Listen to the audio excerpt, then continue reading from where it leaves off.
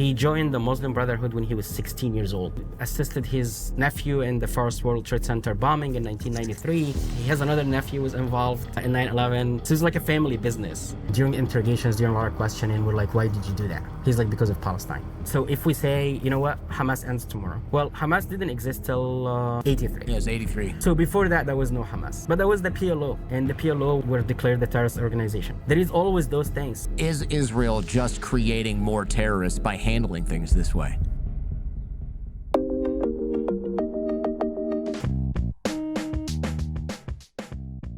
Yeah, I'm looking forward to this, man. I mean, when we talked on the phone, I was like, okay, it's like a military guy who's been through some stuff or whatever. But then it was, the more I looked at it, the more it really is kind of a unique story that we'll get into, I'm sure. But first of all, early in the book, you're talking about calling in an airstrike on, I think it was an Al-Qaeda terrorist in Somalia. And it's like, well, there's a mosque on site, so we can't do an airstrike. What's the deal with that? Can't you see if a mosque is empty? Is it just you can't blow up a mosque? What's the rule there? So it was basically, at that time, well, still, I'm assuming, U.S. government rules for us, we had rules of engagement. According to Geneva Convention, according to international law, and according to our own U.S. constitutions and whatever the government puts in place. At that time, it was, if we're going to have a strike on a mosque, it needed presidential approval. So we would have to take the mission, everything, we used to call it like target package. So we would take the target package through Secretary of Defense all the way to the president. The president will have to approve it, say yes or no. But what I was trying to explain to people, the definition of a mosque is different. Like guys have like a room in their house they pray at. They have like a corner in their backyard they pray at. We wouldn't call that a mosque. So for people who didn't understand the culture, they would go and say, well, they pray in there, it must be a mosque. But to go back to your question too, not all the time you cannot see what's inside the mosque or inside the room. So sometimes we go on target based on what we can see and sometimes what we cannot see, but we have our own ways of knowing what's inside, if that makes sense. Yeah, it does. I just wonder, why don't bad guys just hide in mosques most of the time if it's harder to strike a mosque? I mean, wouldn't that just sort of make it so that if they're a target of opportunity, they can get away most of the time because they know that, oh, well, it's going to take them at least a couple hours to get approval, by which point I'll be gone, or they might not bother at all.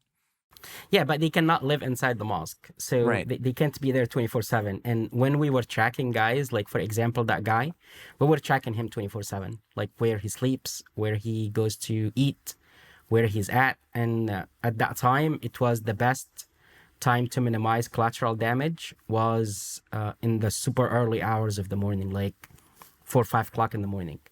And at 4 or 5 o'clock in the morning, the guy was doing his morning prayer. So it was, I had to balance between taking a guy out in the middle of the day where you have a lot more collateral damage, or taking him at night right after he finishes his morning prayer or right before he goes to his morning prayer.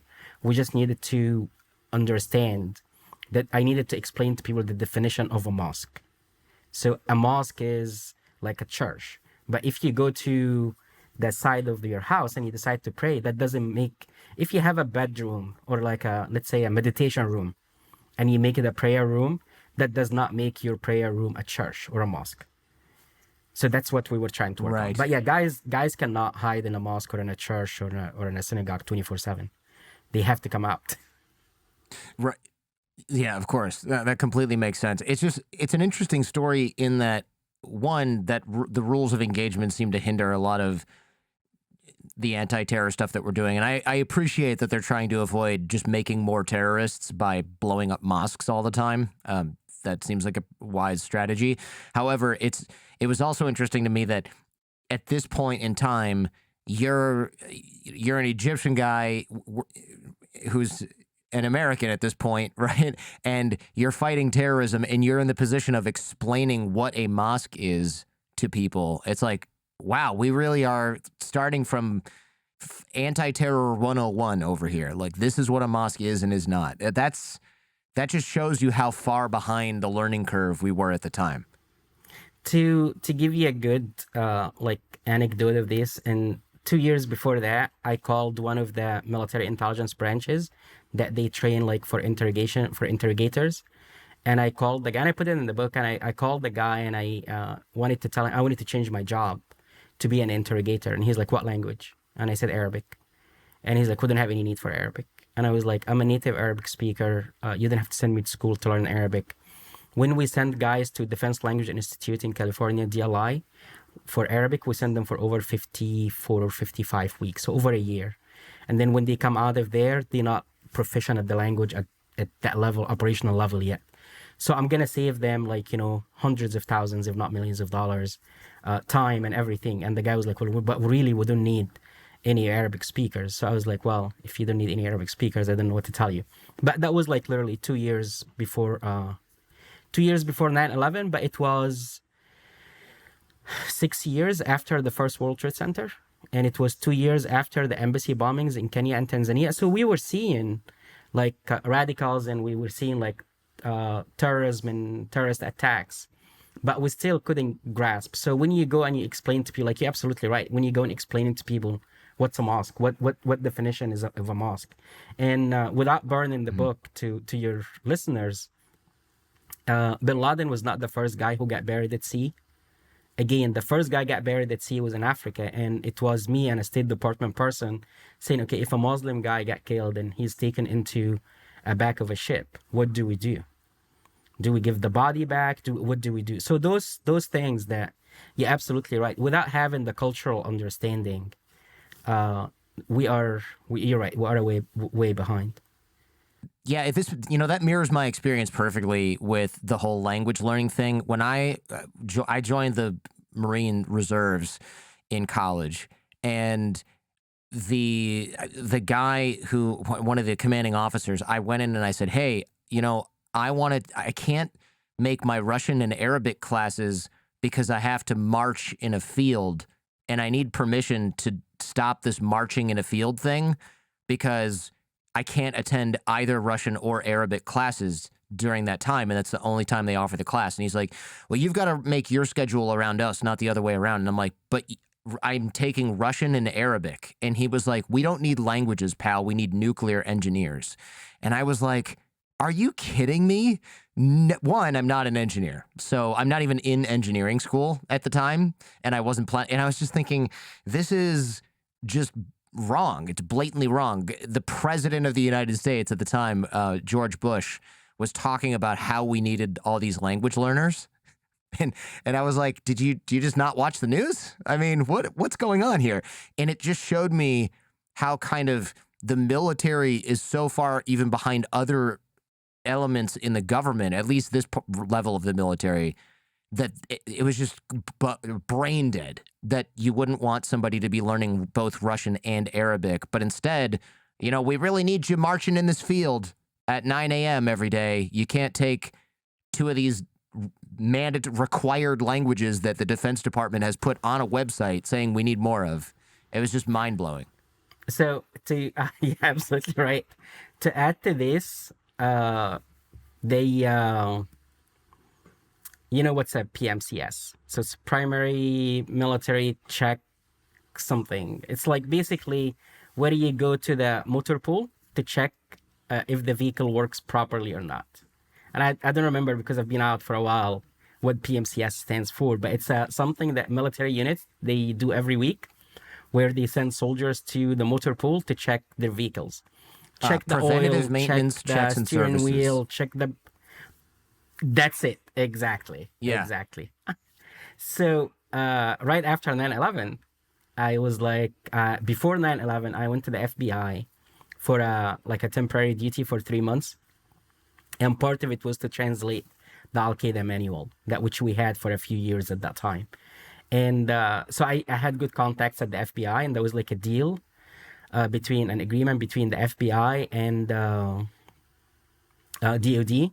They can borrow linguists. So I called the FBI that I worked with during the USS Cole bombing and the Al-Qaeda manual translation.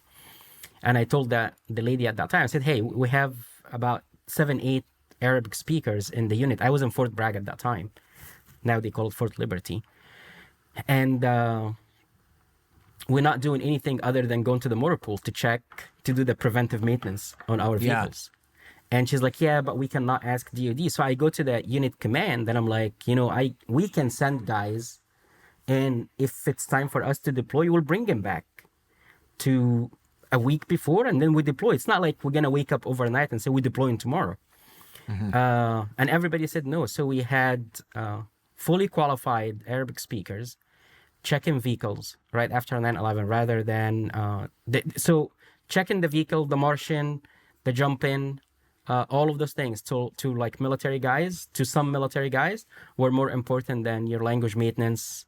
And I'm like, if we're doing maintenance on vehicles, why don't you do maintenance on language? That's a really good point. Yeah, you'd think after 9/11 they were like, oh, you're a person who moves boxes in a warehouse, but you speak Arabic? Your job is changing tomorrow. Here's when your flight leaves, right? Like you're flying to this place to train in translation and interrogation, but instead it was like, well, make sure you've moved all those boxes in that warehouse with that forklift, pal. Not that that's not important. It doesn't have to get done, but it was just like, we have a critical shortage of language speakers. But this problem seems to be not just in the military. I mean, you mentioned how unprepared the FBI was for 9/11. You said you'd had the Al-Qaeda training manual for terrorists had been in the FBI's possession for literally years beforehand, and nobody had bothered to translate it because it was just like, some terrorist training manual, probably says some stuff about terrorism, whatever. Yeah, part of that was there was another guy sitting with me, an FBI. He was an older guy, so I'm assuming he was a contractor. So he retired, I think, from the FBI as a translator. Then they brought him back as a contractor, and he was sitting down and translating the Quran. And I was like, by the way, I can go buy a Quran in English for $20 from like Broadway, like downtown, like right around the World Trade Center. I was working in Federal One Plaza at that time, which was like 10 minutes away from the World Trade Center. And rather than the guy translating the Al-Qaeda manual, he was translating the Quran. And I'm like, just totally wrong priority. And when we asked like why nobody was translating the Al-Qaeda manual before, they were like, well, it has a lot of military terms in it. So we needed people from the military to come and help. And as I stated, it was really easy for me to translate because the military part of the Al-Qaeda manual was already translated from English, from field manuals, U.S. military field manuals. Some guy was working for bin Laden translated that from English to Arabic. So for me, I was like, I just have to find the English version. So it really could have been done, but and it's sad. Like I'm afraid, like now we're going through the same rhythm of life is good, nothing is gonna happen, all is well. And when we become complacent, that's when we get hit. Yes, of course. I think a lot of us agree with that. How long was the Al-Qaeda manual in the U.S.'s possession before it got translated? Do you know? I don't know the exact time. If I go back and I put it in the book based on research I did at the time, but if I remember correctly, they had it like maybe for 2 years. I have to go back and look at it, like when, but it was like maybe 2 years. It was taken from an Al-Qaeda cell in, I think, Manchester, UK. They detained the guy. They found material in his house, and one of the material they had was the Al-Qaeda manual. Wow. Yeah. Now, of course, 9/11 woke us up, but it was a pretty heavy price to pay for being so complacent. You mentioned earlier burying terrorists at sea. What is the deal with that? Because I'd never heard of burying anybody at sea, on purpose, other than bin Laden. That was kind of the first, I think most of us have ever heard of it. So what's sort of the deal with that? Is that the whole idea that there's no grave for this person? It's kind of like how I think Hitler doesn't also have a grave. You don't want people kind of going to this martyr grave and making a thing out of it. Is that the point of this? It is partially, but it's a combination of things. Actually, it's like when we go on a hit like that, whether that one we did, if we go in and to kill the guy on site and we have guys there, they take the body to make sure that they got the right person. They do DNA, but whether they do that, they take it and put it and do it in a back of a ship. usually. So in Somalia, there was a Navy ship where they took the guy to do the DNA to make sure we got the right guy. And then if they give the guy back to the family, there would be a shrine, there would be all of these things, and then that would be like after doing the DNA and all of this. It was kind of like very hard. So what we did is we said, okay, if let's assume the guy died at sea. So in Islam, when somebody dies at sea, what do you do? Because in Islam, when somebody dies, you bury that person within 24 hours. You're not going to keep the body for like 2-3 weeks or 2-3 months, or you're not going to put them in a fridge and none of that, right? So we did the research, and it was like, okay, if the guy died at sea, he gets buried at sea, and that was the burial. And then there is a prayer is done. So we brought a Muslim chaplain. The Muslim chaplain did the prayer. So we gave the guy a full like Islamic service for his burial, but they get buried at sea. So the guy who got buried at sea first was not Bin Laden. There was the guy who took out in Somalia.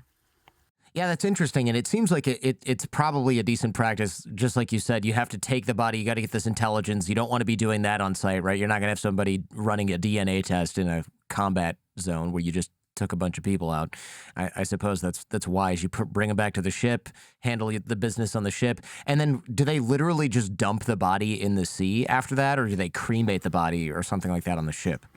So it's not cremated, but they do they put them in a coffin. So they actually do, like if you would bury somebody in land, they do the whole thing, and then they just do the burial at sea, and then they drop the body at sea. Wow. Not So there's the body, not just throw it, but the body is put in a coffin and everything. it's not something you normally think about, but yeah, people occasionally die even of just freak accidents, right? On ships in the Navy. So there's got to be a room that's essentially a morgue with coffins, a chaplain, and I guess an undertaker of sorts, and they just handle that business. I never thought about that. If a U.S. soldier, let's say, has an accident on a boat, or if it dies in combat, essentially, quote unquote, at sea, do they freeze the body and bring it back to the United States, or they don't bury those people at sea, correct?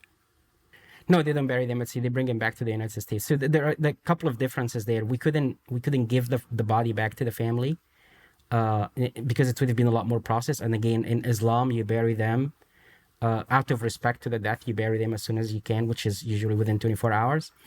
And then when it's something like that, they do, like I said, when they do fly a Muslim chaplain, they fly the Muslim chaplain. He does the prayer. They fly the undertaker, who knows how to clean the body before burial within the Islamic traditions. They do, like Muslims, they wrap the body in a usually white coffin, like a cloth. They do the wrapping, they do the cleaning, they do the whole thing. So it's not, but if it's a U.S. soldier, they take him back. But this like it goes back to where there was no airplanes and ships used to be like. The Titanic stayed in the sea at sea for like months. So if you back then when people were dying at sea, you couldn't keep the body at sea for 5-6 months. So they used to even non-Muslims, they used to bury them at sea as well. But right now, obviously, for U.S. soldiers, the ship has all that what's needed. In addition to, you can fly an aircraft, like you can fly a helicopter to a naval ship to carry the body and take him, and then they fly him back home. Right. Yeah, that makes way more sense than anything I proposed earlier, I suppose. Yeah, right. So the Islamic tradition stuff stems from the age of empires, right? Sailboats, where it's like, oh, we're not going to be back for 3 or 6 months. We have to figure this out. We can't just keep this body on the ship, and that makes a lot of sense. Tell me about growing up. I know you started off as like a skinny kid with asthma. How do you end up in a super top-level special forces unit in the United States? You end up there by like pure determination and by having grit and by being a bit lucky. So to take you back, I started in an early age. I had an accident where I walked to the Mediterranean in January. My grandfather was visiting us. He was not visiting us. He was actually sick and he was recovering in our house. So they left the door open of the house. And me not being a kid, like 6-7 years old, I just walked out and I made my way to the beach and stayed in the beach for a bit. So I developed asthma at that time. Then I was taking, like, they put me in a lot of medication, and the doctor was like, how severe the asthma was, that most likely I wouldn't survive past like 11 years old. But I started playing sports. I started pushing through. My mom wouldn't allow me to just be a lazy kid. Pushing through that, and then growing a bit older, I was studying law. I was in law school in Egypt, and law school in Egypt, as you know, like, it's after high school. So I had a college professor, and he's like, hey, all the law that you guys practice in is just, you gotta memorize it for the test. Sorry, that's the law that you study in. You gotta memorize it for the test, because most likely you'll never practice it, because Egypt was under martial law at that time, and he anticipated it would be under martial law for a long time, which he was correct. So Egypt was under martial law.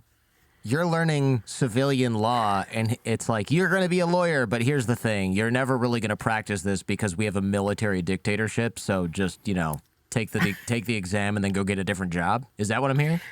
Yeah, that's exactly what you hear. And wow. This is coming from a college professor who used to be the Minister of Justice. So he was the Secretary of Justice, basically, before he was teaching in college. So a guy who knows what he's talking about. And he's like, so most likely you guys will not practice this because we're under emergency law, and it's basically martial law, and it's going to be there for a while. And he was correct. Like I said, it was under emergency martial law from 1981 to 2011, when the Mubarak regime was ousted. So I left Egypt in the early 90s, like 91. I took off. It was right after Desert Storm. And I borrowed money from my mom for the ticket, borrowed $500 from my sister, hid the $500 in my shoes because I was terrified. Took a flight, came to New York, and landed in New York in the summer of 91. And I'm like, okay, what's next now? Like, what do I do? Well, let me put a pin in that for a second. So you're growing up in Alexandria, Egypt, which is kind of like, is it fair to say it's kind of a special city? Because it's not really, well, it's an Egyptian city, but it's also kind of it was built by the Greeks, right? So it's got a little bit of a different flavor maybe than some other places in Egypt. Absolutely. So Alexandria, actually, at the time I was growing up, we had more Greeks. We had Greeks, French, Italians. We had a few other nationalities. They were living there. So Egypt, because it's on the Mediterranean, and Europeans loved it. And Egypt, before the military regime took over in 1952, used to be actually a very nice place with good economy. It was like really booming. So a lot of Europeans moved there, and when they moved, either they went to Cairo because they were working something government related, but the majority of them went to Alexandria. Built. So when you go there, actually, you'll see a lot more Roman artifacts than you will see Islamic artifacts or Arab artifacts. It's more European style city, or it used to be. Now it's like deteriorating just with the military not doing a good job. But yeah, you're absolutely right. So growing up there, you have the uniqueness of it's a port city. You see ships coming, you see Navy guys coming, commercial commercial Marines come in, they hang out in the city. So you end up seeing all of these foreigners who are coming. And I think what I've read once, like people who live on on ocean or sea, or they are more attracted to travel because you grow up wanting to know what's on the other side of that. This big body of blue water, what's on the other side of it? So you always want to see. So the curiosity make a lot of people living in coastal cities. They travel, they leave, and I was one of those. So I ended up at age 20. I ended up leaving. Wow. How did you see Islam change in Egypt when you were younger? Because I know it used to be this place. When you look at old photos of Egypt, it's like women in shorts and skirts dancing around. But I've been to Egypt, of course, much later than that, in like the year 2000, and there was no women walking around at all unless they were covered head to toe, and often their face was covered. I mean, it was definitely not the black and white Egypt from photos. Absolutely. And as you see like pictures from before, like from the 20s and the 30s and the 40s, and even when you see movies from that time, you'll see like actresses, like, how they dress, wear mini skirts and all this. So ironically, by the way, when you look at pictures from Afghanistan, in the 40s and the 50s and the 60s, all the way till the 70s, was the same thing like Egypt. You see like girls going to college, like dressed very Westerner style, if that a better way of saying it. But you would see that. Then what happened is when the military regime took over in the 50s, they played this nasty game where Arabs and Egyptians in particular are emotional, and religion plays a big role in their life. So when the military took over, at that time the Muslim Brotherhood were like moving. They started in the 1928. That's when the movement actually started of the Muslim Brotherhood. So like fast forward, like, about 15, 16 years after, the military is about to take over, and the military wanted to get the general population around them. So what do? You go and you find a movement that actually has some popularity, which is the Muslim Brotherhood, and they had like a marriage of convenience for a bit. Then after that, the military realized, okay, the Muslim Brotherhood are actually more popular than us. They risk in our ruling. So they took a lot of them, put them in jail, executed their leader, and then they were basically banned from like 1956, 1957, all the way to like to the 70s, to like 74, 75. Then Sadat came, but Sadat came after Nasser. Sadat was the president who did the peace accord with Israel. When Sadat came, he's fighting. He had another enemy, which is like, the Socialist Party, which was Nasser's party. They were very loyal to Nasser. They were very socialists, and he wanted to counter that. So how does he counter that? He takes the Muslim Brotherhood out of jail, and he starts beefing the Muslim Brotherhood message. And even Sadat, who is my hero, but he made a few mistakes like anybody else. They used to call him the president, the leader, the believer leader. So he actually made himself like, more conservative from a religious perspective than he was. But it was like, a lot of leaders play those games, and so he did that, and he took those guys out, and then we started seeing a lot more of that preaching of, hey, women should cover their hair, women should cover this. As a matter of fact, growing up, a woman wearing pants was not a good thing to do. Like, they used to talk about this on like those people preaching. They used to talk about like, if a woman is wearing pants, she's not conservative enough. She's not good. She's this, she's that. So we went from women wearing miniskirts and shorts to women wearing pants is wrong. And that kept going and going and going, and kept the situation just kept getting worse and worse till when I was in college. And the Muslim Brotherhood started the like grassroots movement way before Obama did. These guys started in a way where they started preaching and talking to kids. So when I was 8, 9 years old, they used to like approach kids like my age and take us to the mosque and talk to us, and like, saluting the flag is haram, is forbidden. Doing arts in school, doing music is forbidden. And when they teach you that, when you learn this at that early age, that becomes engraved. So they did that. Fortunately, my father kept me away from all of this. But you had other people who actually just went that route. And when they ended up going that route, that's how we ended up having. So the Muslim Brotherhood was the foundation that built Islamic Jihad was built on it. There was like a Jamaat Islamiyah was branch out of the Muslim Brotherhood. Then after that, you have Al-Qaeda started out of that. So Ayman Zawahiri was member of the Muslim Brotherhood before that.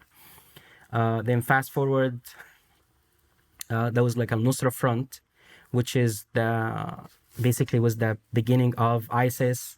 So it keeps getting like more radical and more radical and more radical, and then we don't know what's next.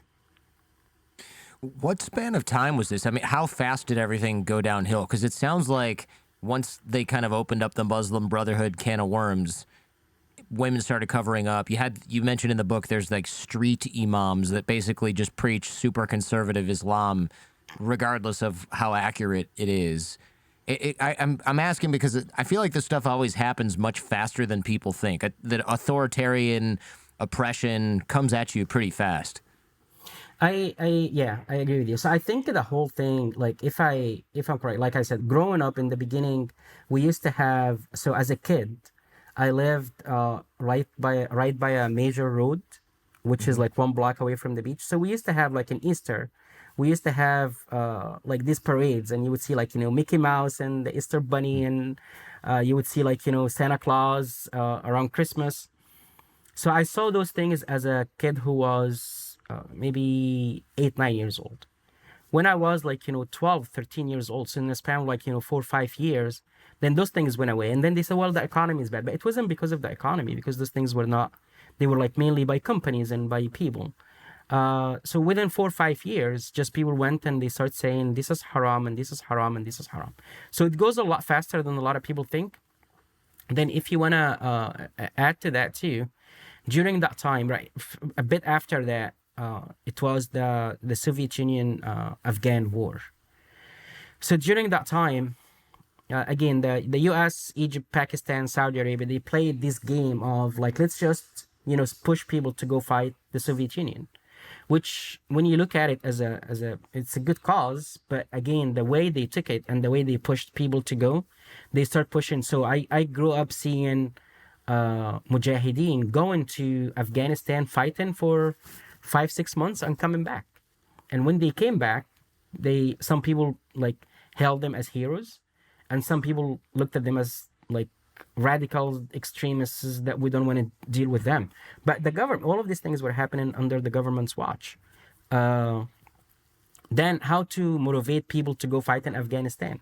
You have these street imams that you're talking about, and they'll go on cassette tapes back then, and they'll preach and they'll say whatever. And these cassette tapes were like everywhere. I mean, like everywhere.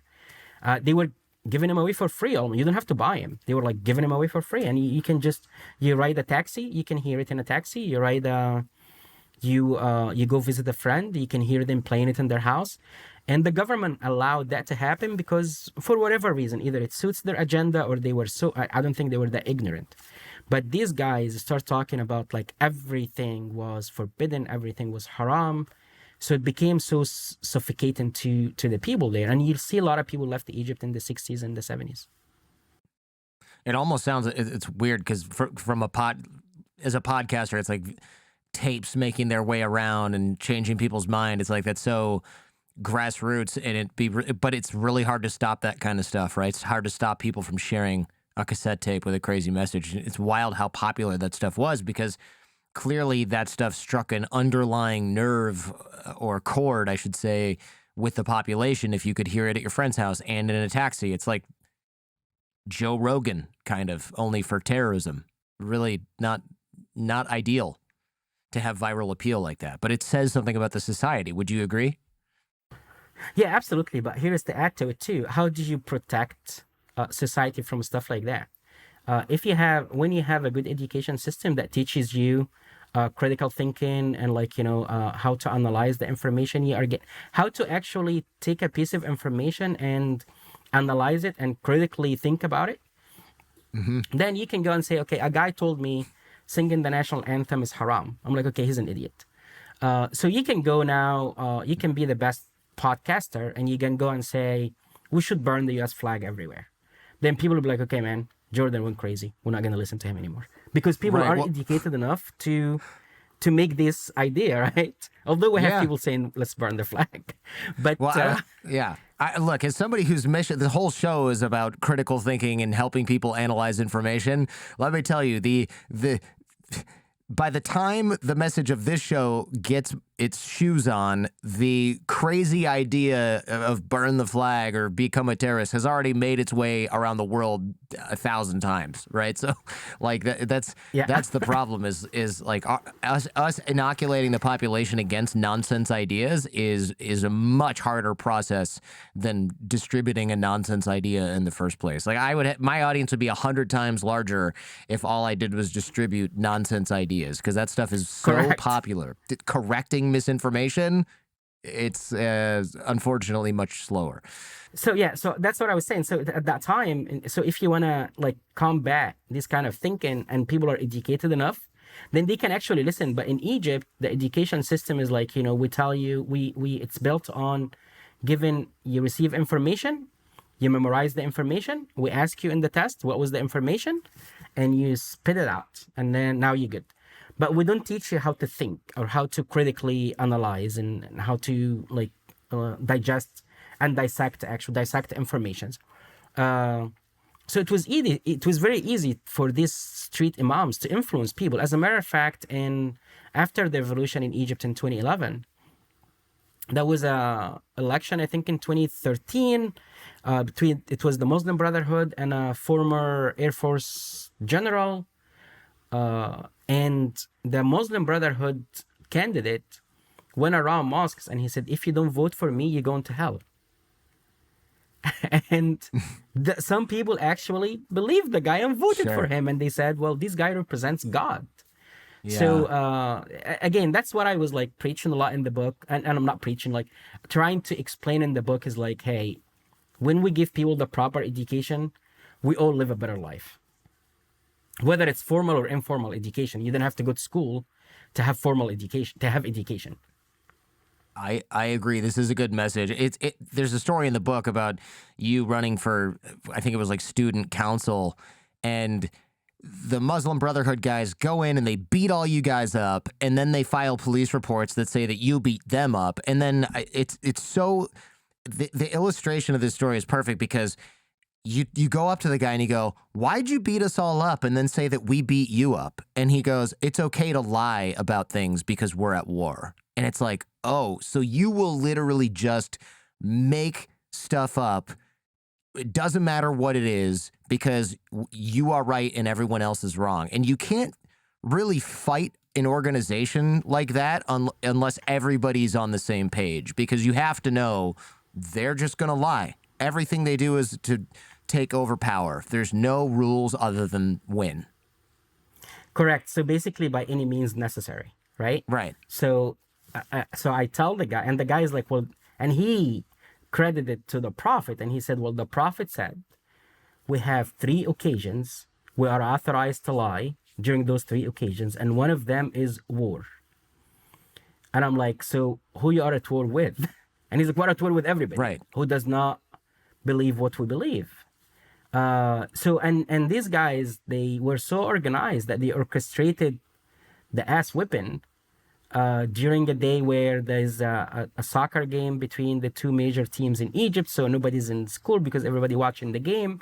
They gave us a room to have a meeting on the 5th floor, so you cannot jump out of the window unless you're planning on killing yourself. So basically, and they put us in the end of the hallway. So these guys planned it. So it wasn't a random, let's just go beat them up. It was like, okay, we're going to have a plan.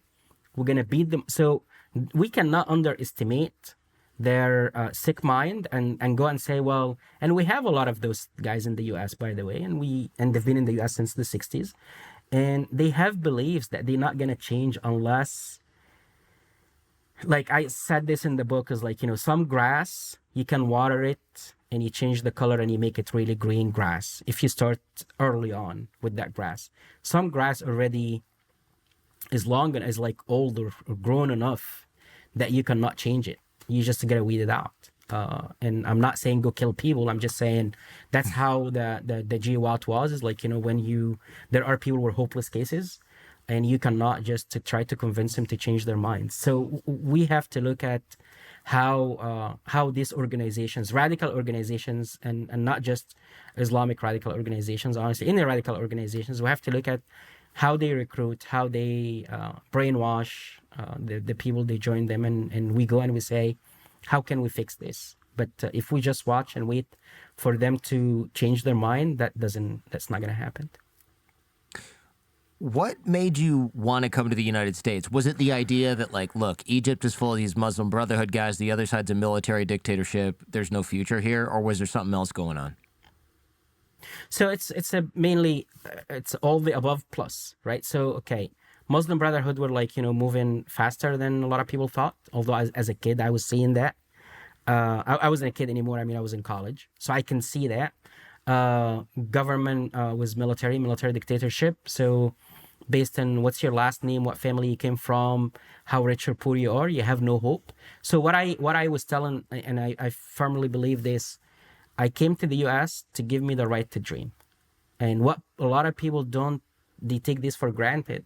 The US actually gives you the right to dream, that you can actually walk down the street and you say, you know, you see this house, one day I'm gonna buy this house. I'm gonna own a house like this.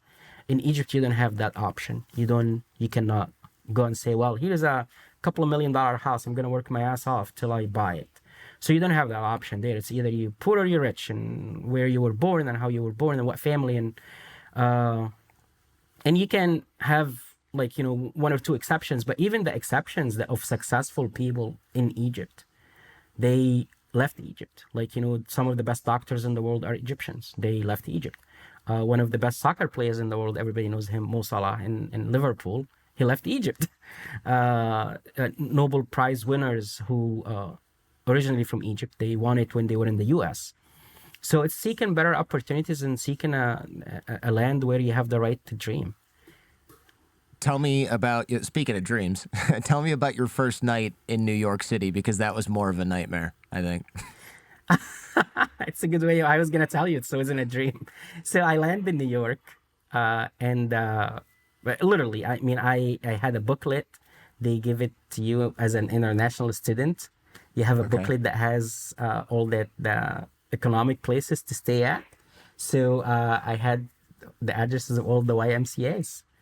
And one of them was in New York City.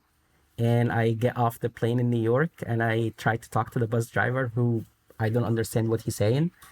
He was nice enough to like, okay, dude, just sit here. Took the booklet from me after asking him 10 times. And it was his way of like, dude, stop fucking asking me questions. When your stop comes, I'll let you out. YMCA. All right, just sit here. I'll tell you when to get on the bus. Yeah, exactly. Stop talking, bus, and then we'll be okay. Yeah, yeah. And so I get on the subway. We get off. I had a friend. He was traveling with me. Me not speaking English, I knew English more than he did. So it was like, you know, a clown show. We couldn't make it out of the subway station to go up. It was a Sunday. Finally, a police officer, after asking him a few times, took me by the hand and took me out. And he's like, here's the street. So it's raining. And I'm like, dude, it doesn't rain in Egypt in July. I mean, it's raining in the summer. We had the suitcase. I have my $500 hidden in my shoes. Well, I bought, like, you know, the subway ticket. I think it was like $1.25 at that time. So I have whatever left from the $500. So I'm hiding the money in my shoes. I'm terrified. I see the police officer is like, he pointed the YMCA. We go there. And I had a phone number of a friend. He was in the Boy Scouts in Egypt with me. His mom gave me his phone number. And she's like, he's in the US. He's been in the US for, I wanted to say it was a year or two before me. So I get coins and I'm dialing his number from a payphone in the YMCA. There is a community bathroom in the YMCA. So the payphone by the community bathroom. So I go and I dial the number. And what his mom didn't do is she didn't put one before the area code. The area code. Oh, she didn't dial one before the area code, right? Okay. Yeah. So I'm dialing. Or she didn't write the one. She didn't write it, right? I'm dialing without the one. And it doesn't go through. I kept doing that till like about 2 o'clock in the morning. Finally, there is a junkie standing by the bathroom. I think he got sick and tired again of seeing me. The guy want to smoke his joint, and he's like, this foreign kid coming. So he took the number, he took the quarter, put it there and dialed the number for me. Finally, my friend answered. I told him where I'm at. He's like, go back to your room, move your bunk bed behind the door so nobody can break into your room, and don't leave. Don't get out of the room till I come and pick you up tomorrow. Wow. So my buddy's in the room. I go back to the room. We push the bunk bed behind the door. I take the $500. I put them under the insole of the shoes, and I put my socks there. And I'm like, okay, if somebody comes to the room, they wouldn't be able to find the money. Right. So I was really terrified. I mean, because when I landed there too, I had just seen Pretty Woman for Julia Roberts and Richard Gere. I was like, dude, what happened to the limos? What happened to Julia Roberts? I mean, what happened to all the pretty women that I'm gonna see in the streets and the limos and like well-dressed men, and there was none of that, by the way, none of that. So I was like, they're not at the YMCA in Harlem at 4 o'clock in the morning. And I was like, did I land in the wrong country? So next morning we ended up going to New Jersey, and the journey started from there. That's so funny. My friend is also Egyptian and grew up, and his whole family's in New Jersey. I don't know how big the Egyptian community is there, but there's a distinct possibility that you are either related to or know somebody from my friend's family, unless there's just a zillion Egyptian people in New Jersey, which is also possible. It's a huge Egyptian community, and I have no idea. And when I came, and everybody was like, hey man, when you go, there is a mosque in Jersey City. Just go there and you'll find people that you know, and you'll meet them. And then they'll tell you where to go to school, where to live, where to get a job. So I don't know why Jersey City, but everybody comes to Jersey City.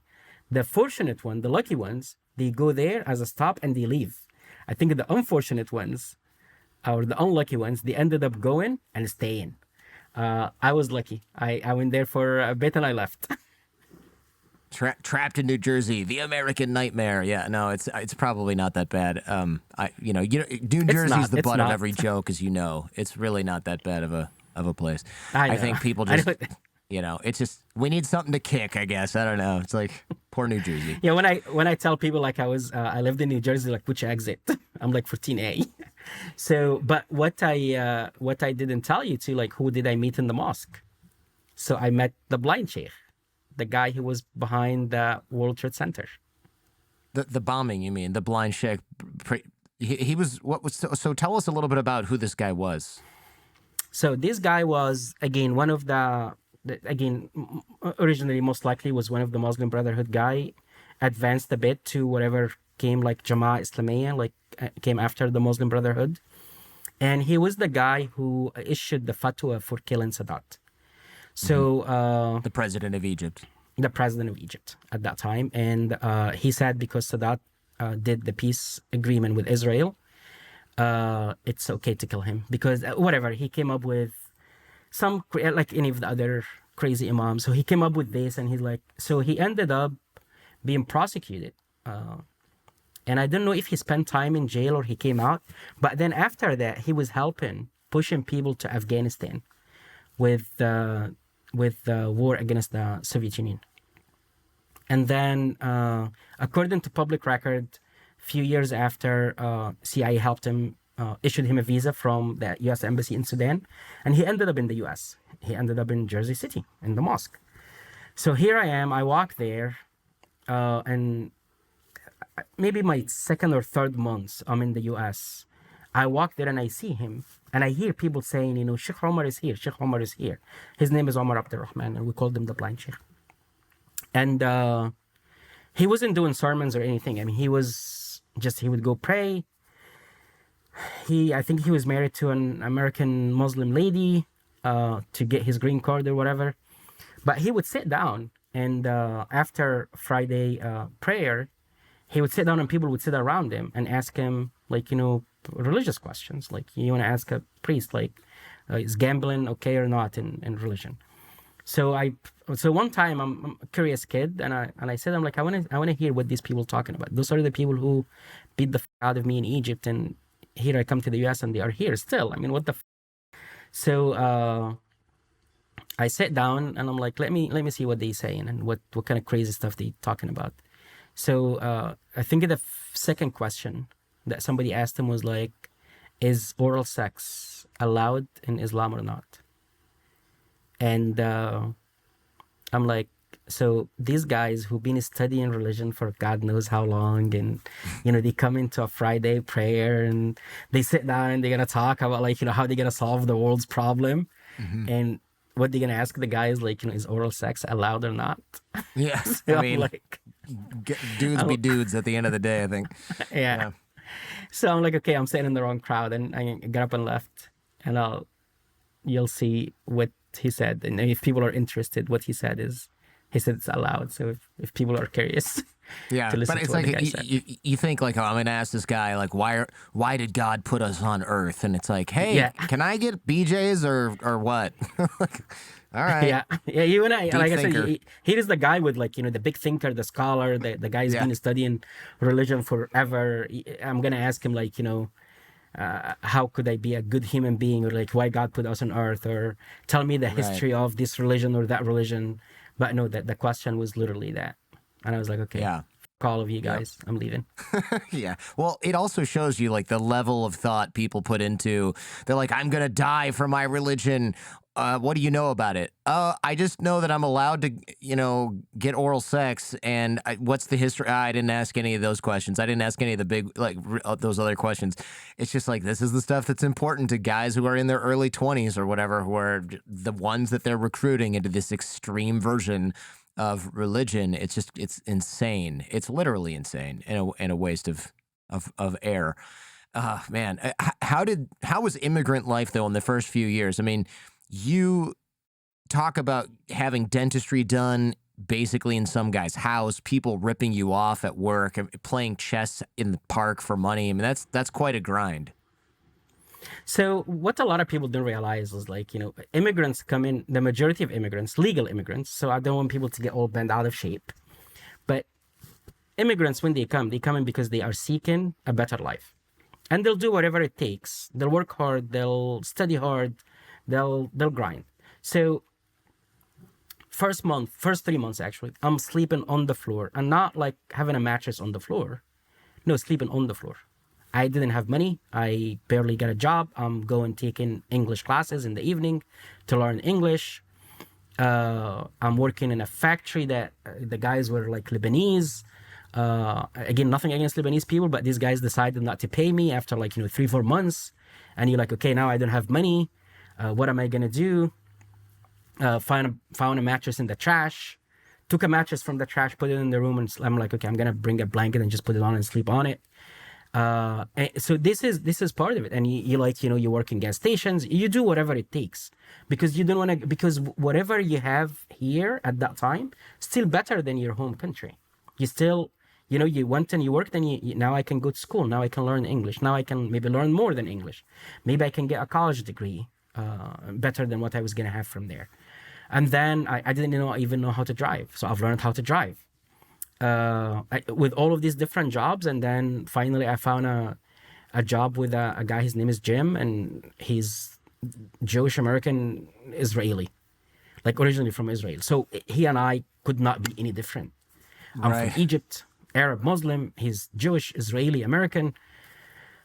But we both had the same common goal, like looking for a better life and looking for how to make America home.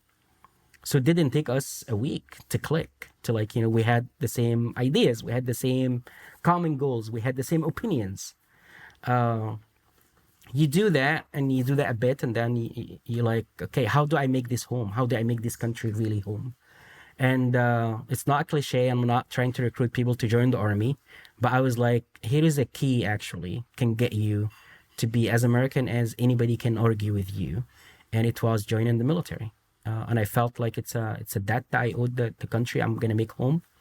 And I decided to join the military. But during that time, whether the things that either things that people take for granted, just the right to dream, or even understanding the immigrant community, like we were to save money. If you come in from Egypt, it was cheaper to buy a ticket from Egypt round trip. So when we would go to Egypt, we'd take one-way ticket, come back, have a round trip ticket. But then at that time, the airline was the only face that you see when you get in on a flight for an international flight. So I would buy your, like you came from Egypt, I would buy your ticket from you and pay you, some money, and you give me your ticket, and I'll fly to Egypt on a ticket that it says Jordan on it. And nobody knew that. So those are the things that I'm talking about. Like immigrants, they knew the ins and outs of those things. They knew like who's faking a driver's license somewhere in Brooklyn, who's doing getting people to marry for green card. Immigrants knew those things. So it's a valuable resource for us to just ignore them and say, well, You just arrived, and I arrived, 2 generations before you, and my family came in Ellis Island, and they took the keys with them, and they locked the door, and nobody else can come behind. No, it's still a country of immigrants, and if you don't bring them in and have them part of society, they're gonna become part of again a society, and you don't want that. Yeah, that's interesting. In the book, you highlight the idea that the American dream is the right to dream, whereas in Egypt, under the Muslim Brotherhood, you don't have the right to dream. You're not supposed to do anything like that. It's not really a part of the culture, which is it's hard to wrap your head around that as an American. Like, wait, you don't want upward mobility? Not if it's not somebody who's in our organization that believes what we believe. I mean, that is such a toxic thing to grow up with. And because basically you're forcing all your best people to join this weird militant organization where they're focused on totally different things. So of course people leave if they have potential and the ability to do so and go literally anywhere else. Well, maybe not literally anywhere else, but certainly to a free country like the United States, a relatively free country like the United States. So you join the military. How many Egyptian immigrants with shaky English are in basic training with you at that point? I would imagine it's a lonely journey in the beginning. I was the only guy. So, yeah, I bet. I was totally the only guy. And for people who know me in person, a lot of Egyptians look like Mexicans or Puerto Ricans. So everybody spoke to me in Spanish because everybody thought I was Puerto Rican, because nobody even fathom the idea of having an Egyptian guy in the army. So yeah, I was the only guy. In basic training, I was the only guy. In advanced training, I was the only guy. Well, I'll tell you, actually, the first Egyptian I met in Fort Hood, Texas, was in his way out of the army. He was an older guy, spent 4 years in the army, and he was leaving the army at that time. I think he was a tanker. But no, there wasn't that many Arabs in general. I think as a military, we were not doing a good job in recruiting in those immigrant communities. And then at the same time, the immigrant communities, the Arab American immigrant community, were not doing a good job adapting. Some of them, some immigrants, whether Arabs or non-Arabs, some immigrants, when they arrive to the U.S., they have achieved their goal. Their goal was to arrive, and they stop there. And that's it. And I'm like, no, that's the beginning of the journey. You just arrived to the beginning of the journey. And that's one point I'm trying to put a lot of emphasis on the book and in my interviews, to speak to the immigrant community. Don't settle for the status quo. I mean, you came to this country to make it home, to make the best out of your life. So go to school, join the military, go work hard, start a business, do something other than just saying, I'm going to come and stay in this. So you and I talked a few minutes ago, but it must be like a gazillion Egyptians in Jersey, because they come and they stay. Well, you have another 49 states. You can actually travel, go to different states, buy a farm, or go farm somewhere, or go cow tipping in Wisconsin, or go do something else. The peak of American life. Yeah. Exactly. That's funny. I understand that. It's true though. People do, they stay and they get settled, but that's also very much human nature. My grandparents were immigrants. Or one of my grandparents, I should say, was an immigrant. The other ones were also had been born in Detroit, but their parents had immigrated to Detroit. And then my parents stayed in Detroit, and then I moved, and then suddenly my cousins started moving, and I was like, oh, it's funny that you ended up moving to California. A bunch of my cousins told me, oh, I never would have left Michigan, but then you left.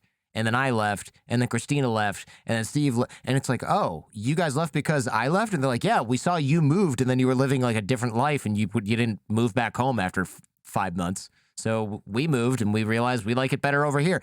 You really do need to see somebody break the mold. It's tough, though, and that's kind of like what you're doing, right? You broke the mold, joined the military, moved to a different place, and you're showing other immigrants hey, you don't have to just stay in New Jersey or Dearborn, Michigan, or Cupertino, California, or wherever your family moves to. Arcadia, I guess, for the Chinese, a lot of the Chinese, or Vancouver, right? There's a lot of places you can go. I would imagine though, if you're the only Arab that you even knew in the military, surely you're dealing with some racism at that point in time, just because you're talking about joining a military full of people who are fighting other people that look like you, not necessarily being on the same team. Yeah, absolutely. But I want to go back to your point about people not moving. It's exactly what's in the book, Who Moved My Cheese. So I was the first mice who just decided, you know what? I'm not gonna say who moved my cheese. I'm gonna go out and find more cheese. So I found a lot more cheese. But to go back to yeah, so when you join the military and you're not white, you're not black, you're not Puerto Rican, or you're not Hispanic, you must be the enemy. That's just how the equation goes, right? You must be the enemy. And Yeah. it was right after Desert Storm, like a few years after Desert Storm. So my second day of basic training, the drill sergeant, they set you on the floor. It's like a big, it's like one of these big hall. They set you on the floor. They trying to break the ice. The drill sergeant goes around and he's like, every one of you guys tell me your name, where you're from, and why did you join the army? And you have the guy from Hawaii. He's like, I'm from Hawaii. My name is John Smith, and I joined the army because I want a better education, or I joined the army because I want to serve my country. I want to pay for college. I have student loans. So you have all of these different reasons. I didn't get to tell the guy my reason. I said, my name is Adam Gamal. I'm from Egypt. And the guy was like, what? Hold on. Before I even told him why I joined the army. And he's like, where are you from again? I said, I'm from Egypt. He's like, didn't we fucking kill all of you Arabs in Desert Storm? Oof. I said, as a matter of fact, no, you have one left. Same here. Oh my gosh. What a horrible thing to say, though. I mean, so ignorant and gross. And let me add to this that drill sergeant's last name, because it's a very common last name, was Vasquez. So you can imagine Vasquez. what national exactly. So I'm like, Yeah. so this is coming from a brown guy just like me. Yeah. My battle buddy, who was from Pennsylvania, a blonde kid with blue eyes, one of the nicest guys. Right after that, I mean, we walk back to our, like, as we walk into our bunk beds, and the guy's like, hey, man, don't let something like that bother you. So I tell people, for every person that you meet who's either ignorant or, I don't want to say the guy was racist, because I don't think he was racist. I just think he was ignorant. He's an idiot. But for yeah. every person that you meet who's ignorant, there are at least maybe 99 who are good, kind, good-hearted, kind people who are willing to just show you the rope and, like, take you with them and the way. And like I said, a lot of things I mentioned in the book, like about that guy is like, the last day in basic training, want me to spend time with his family. I go to Fort Hood, Texas. My first supervisor is, my first platoon sergeant is a great guy who's like, taking me under his wing, literally, like puts his arm under, take me under his arm. And he's like, and I'm short, so it's easy for him to take me under his arm. And he shows me and he teaches me those things. So for every, like, I don't want people to be scared, like, oh, the military is like full of racist people, because it's not. But I did encounter those, and I'm not gonna, I want this to be more positive and more encouraging and like inspiring. So this is not about me complaining about somebody being racist in the military, because we have racist people in Egypt too. So we have them everywhere. Yeah. Well, that's true. I just thought it was you're the only guy there. Surely that must have happened. Tell us what we can learn about the unit. I know it's tough because you can't even mention the name, and it's like there's no other books about this unit. It started in 1981. No one other than you has really written about this, correct? It's basically still totally secret. So correct. So we have like journalists who did like investigative journalism. And they got like, they sat in a bar, got some information from. I'm the first actual operative or operator that was member in the unit that wrote a book about his life and about the unit. So it was a very hard balance to tell a story, and at the same time protect national security. It's an organization made of. It's a mix of a special operation and intel. So imagine that you take Delta and CIA and you put them together, and NSA, and you put the three of them together, and you come up with a guy who's capable of being one of the three. So that's the objective of the unit was created after the Iran hostage situation, and that was like at that time, okay, we have door kickers, it's, and I'm not gonna say like it's easy to become a Delta guy or a Navy or like a SEAL Team 6 guy. It's still hard, but it's a lot more physical. So like go to the gym, 20 hours a day, go get muscle memories and how to shoot. You're gonna pick it up. Then the more you shoot, the more calm you are when you shoot. You can train what we call hard skills. When you go to soft skills, how to blend in, how to be the gray guy, how to be the guy who's not gonna sit and talk about let me tell you how many times I jumped out of an aircraft, and let me tell you how cool I am, and let me just show you. You wanna go to the gun show? Let me show you the guns. So you can have, but for us as an organization, we were a bit different, mentally different. We were more. I don't want to say we were more intellectual, but we were more like thinkers. We more want to solve problems. And you give us a problem, we'll put our brain behind it, and we'll sit and think about it and do it. And then it's made of like men and women, and what I call them like shadow warriors who nobody knows anything about them. And I wanted people to know like there is an organization that, and we got approval from DoD. It went through all the process. It sat with DoD for 13 months. The book, they took some stuff out. They had me change some stuff to protect sources and methods.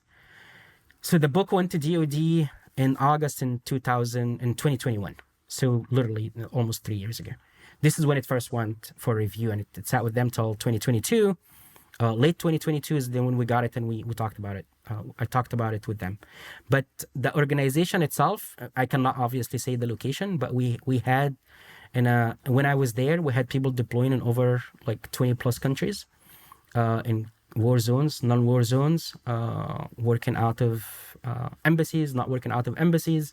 But we were going after like the real bad guys. And our main job was not to kill them. Our main job was to find them and fix them. Fix them is like I did like with the story that we talked about in the first of the book is, okay, this guy was been tracking him for a few years. Now we know exactly where he's at. Fix him. He's like, okay, he's going to be in this location for a few days, a few weeks, or whatever, for us to be able to execute the target.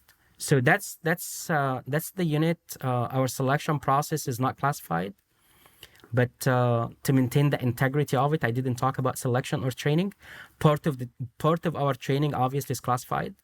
Another part is like how to do land navigation, how to do defensive driving, how to shoot, how to jump out of an airplane.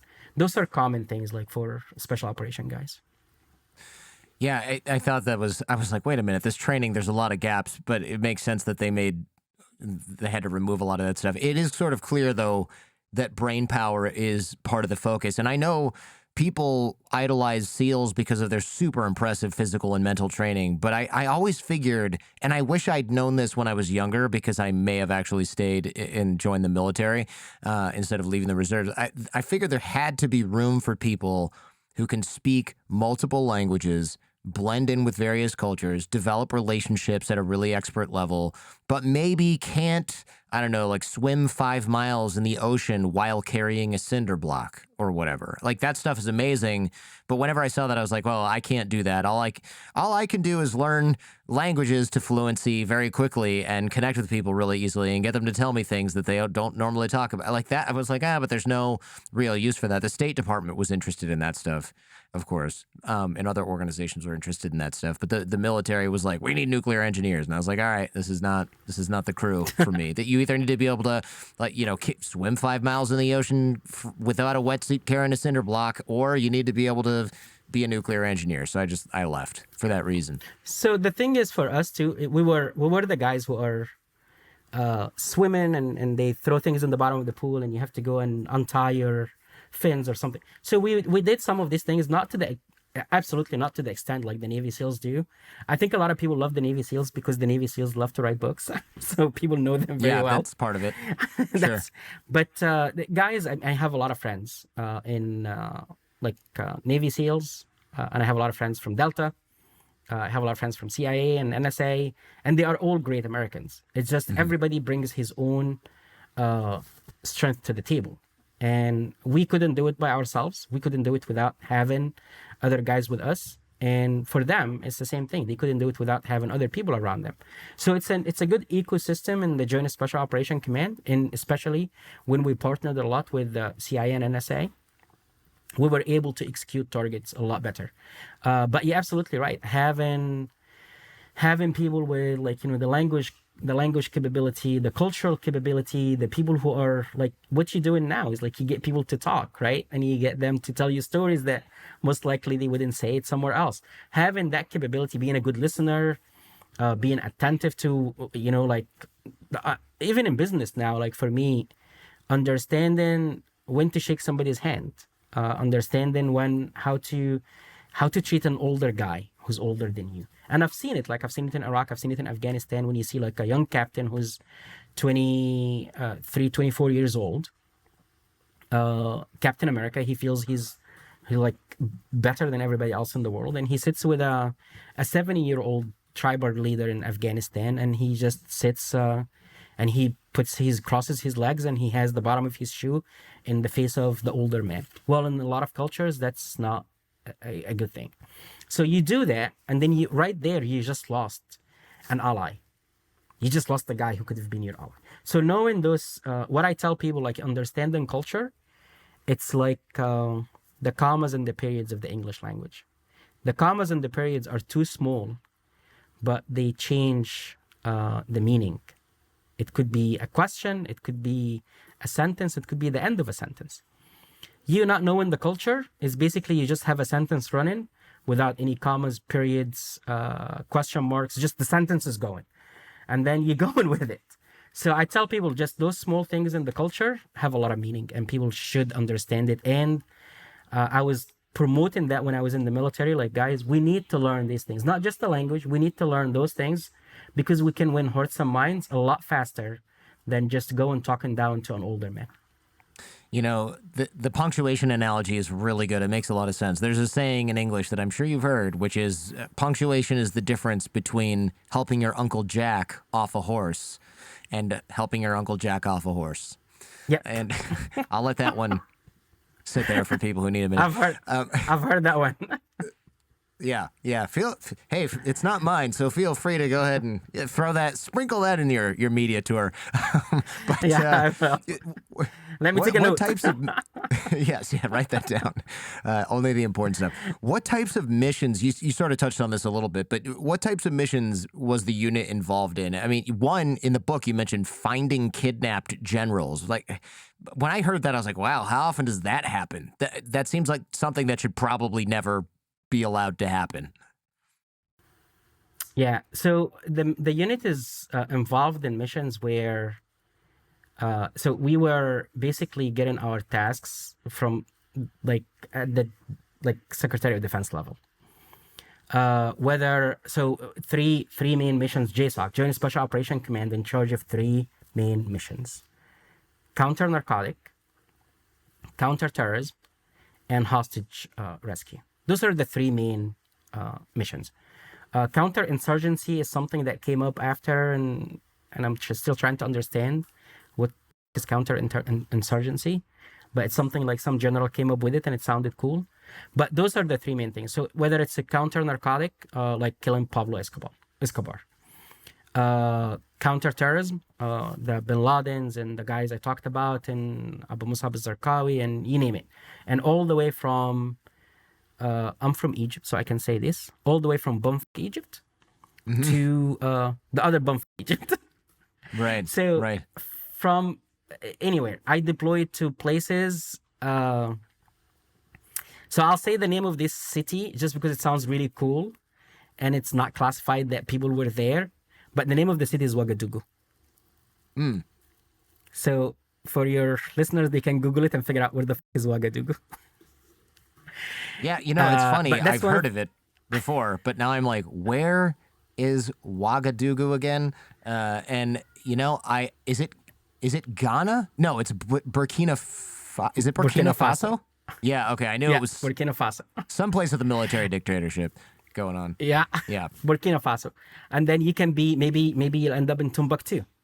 Or you end up in Mali. So those all So Timbuktu, Somalia. So those are all the, so you can Which be, also has a and you can be all has the a way. military dictatorship right now, which aligned with Burkina Faso, I guess coincidentally. And the one thing with a lot of these places that has a military dictatorship, while they have the military dictatorship, the environment is ripe for extremist groups.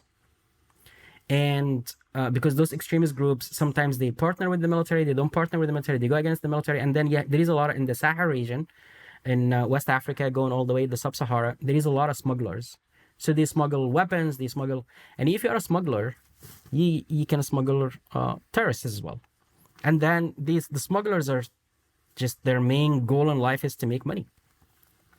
So the unit or other joint special operation units, they go to these areas to track down bad guys who are being smuggled through, and you never know. Like the guy, the underwear bomber was from Nigeria.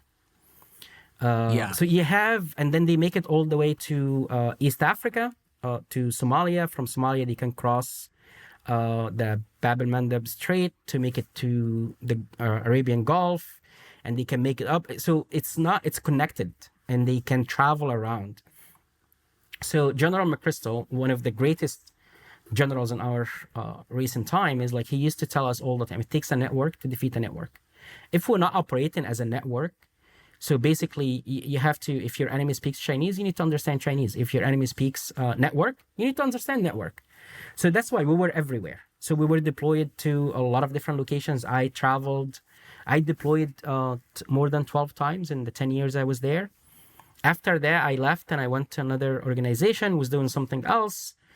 And then I retired in 2016. But the unit itself, so those three things, the counter-narcotic, hostage rescue, and counter-terrorism, that's why there is a general got kidnapped. Or when I was in Iraq, I was leaving Iraq, coming back to the U.S.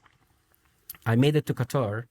The unit commander contacted me, is like, hey, there is a hostage situation and a kidnapped soldier in Iraq. We need you to go back. So I had to call my wife and tell her, and my wife was like, so when are you coming? So I had to call my wife and say, hey, I'm sorry, I'm not coming.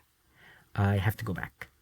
And those are the things that a lot of people don't realize, how hard on any family those things are. So people are like, oh, military guys are really cool and they deploy, and like special operation guys, and they get paid more and they jump out of aircrafts. And no, but to call your wife the day you're supposed to arrive back home and you tell her you're not coming, dude, it needs some balls.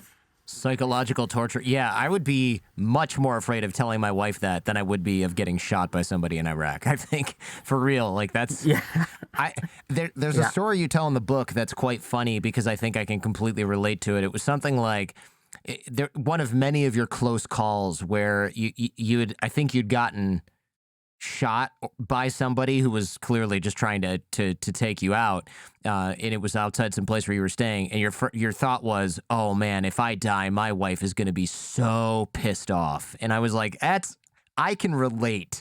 Like, anytime I go somewhere, I'm like, how dangerous is this? Okay, if I'm thinking about going somewhere to do something that has an element of danger, I'm like, oh man, but if I get injured, hurt, or die, Jen is gonna want to kill me again. Yeah. So if you believe in the laws of if you believe in the laws of attraction, like The Secret, the book, and you believe in any of these things, I did believe of it at that time. I believed in it at that time because honestly, I think what kept me alive was thinking of my wife, my daughter. I had that one daughter at that time. Now I have two, and my mom. And I was like, dude, my wife is not 30 yet. If I die now, she's going to be really pissed on how her life is going to be. Yeah. My dad had passed away 7-8 months before I got shot. So I was like, okay, so my mom lost my dad, and then she's going to lose me. And my daughter, who was 4 at that time, I'm like, she's never going to get to know me. So that, I really believe, even when I made it to the hospital and they checked my vitals, and I made it to the hospital, I would say like maybe 2 hours after I was shot, my vitals were perfect. The doctor was like, dude, if you don't believe in God, you should start believing. Yeah. Because he was like, my vitals were perfect. Although I was shot in the stomach with an exit wound in the back, I was bleeding for about 2 hours. From the amount of blood I lost, I got taken to the hospital in one of the guards' pickup truck, in the front seat, not in the back, so people don't think like I was laying in the back of a pickup truck. I was in the front. I could not open the door of the pickup truck when we made it to the hospital. And I told the guard, I said, just make sure you unlock the door. And he's like, it's unlocked. But I didn't have enough strength. But I would say my just thinking of my family, what kept me alive. It's that story is why. I mean, they just followed you back home. This is, you were staying somewhere overseas in a dangerous area, I assume, and they followed you and went after you. How did this happen? So what we think is the couple of days before, we were in a mission. So this is a country neighboring to Somalia, so we can't say the name of the country, but a week before that, we were about like to be in an ambush in Somalia, where we had to really escape. But we had like, radio intercepts where they were talking about like, taking us out, and they thought we were going to move from the airfield where we landed to go to another location, which we used to do like almost every week. That week, by the grace of God, we had equipment in the airfield at that time. So I told that the team I was with, it was 2 Navy SEALs, me, another guy from my unit, and two CIA guys. So the 6 of us were going there in and out. And I said, let's just service the equipment. We haven't serviced this equipment for about a month before we go to the other location. Or you guys can go to the other location, do what you have to do. Then when you come back, you pick us up, and then we leave together. So the CIA guy said, no, let's just all stick together. We'll be together, and you just service the equipment, you and your buddy, and then we'll go. And servicing the equipment, it took us about half an hour, 45 minutes. So the guys who were planning to ambush us thought we're not going to the other location. So rather than waiting for us, they start moving towards our direction. Well, at that time too, we had like Somali guys on the ground that we were dealing with. They were helping us basically. They start like some radio chatters going on. The pilot who flew us there was a local from the region who understood Somali. He's as calm as, this guy, I've never seen him like, never ever seen him like angry or he's very, very calm personality, chilled, really, really chilled. Like you think of the guy like high on something, but he's really chilled. And I saw him like saying, hey, we have to leave now. We have to just leave now. When he starts saying that, the Somali locals guys that they helping us, and they had weapons and everything, they were like, okay, you guys just gotta go. So we ended up leaving. The pilot took off with the door of the aircraft, like the steps, still down. That's he didn't finish the runway. So as we got there, we had like, we had weapons in our backpack. We took our weapons out, put it together. Then we start seeing those, we call them technicals. Those are the pickup trucks with weapons on them. Yeah. Like crew serve weapons. And we start seeing those coming towards us, and the pilot took off, and then we start seeing them like getting in a firefight with our local guys. But the local guys we had, like they were well armed as well. One of the guys was involved in this episode was Somali American. We got the name and everything, and I think the embassy contacted Treasury. Somehow, the guy bank account got frozen within like a day. His wife, who knew the sister of one of our translators, and our translator was Somali American with top secret clearance. So, but Somali community is connected, like you and I were talking about the Egyptian community. So the wife of that guy reached out to the sister of our translator, and she met him in the city where we were at. So the ambush was Thursday. She met the guy on Tuesday. The guy he meets her for dinner. So she tells him, hey, my husband wanted to talk to somebody from the embassy. And literally she said, hey, my husband would like to talk to the CIA. She gave him a phone number. The guy left her, came straight to my house. So when the guy came to my house and he called me, he's like, I have to come to see you now. So that was like a Tuesday evening. When he came and he told me the story, I said, hey, were you followed? Well, of course, he said, no, he wasn't followed. He doesn't know. He wasn't trained. He's just a translator, civilian translator. So that was Tuesday. 2 days after, on Thursday, we had a mission in the morning, came back. Then the evening, I went out to get something to eat. I came back and 3 guys were standing by the door of my house. So I didn't see them, obviously. I came out of the car. The house we were in was like a townhouse villa kind of thing. We had bushes, trees, compound, guard. So the guard opens the door for me. I drive in. I get out of the car. And when I got out of the car, one guy was standing right behind the car and he pulled the trigger. And he shot me in my stomach. So the whole thing was a setup. That's crazy. I believe it was a setup. Some people say, well, maybe it was a robbery. We will never know the exact reason behind it. But all I know is they didn't, like, I had an expensive watch at that time. They didn't steal my watch. They didn't steal, like, what, like, rather than trying to, hey, give me what you have, give me your money. No, the guy squeezed the trigger. So, so that's what I believe. Wow.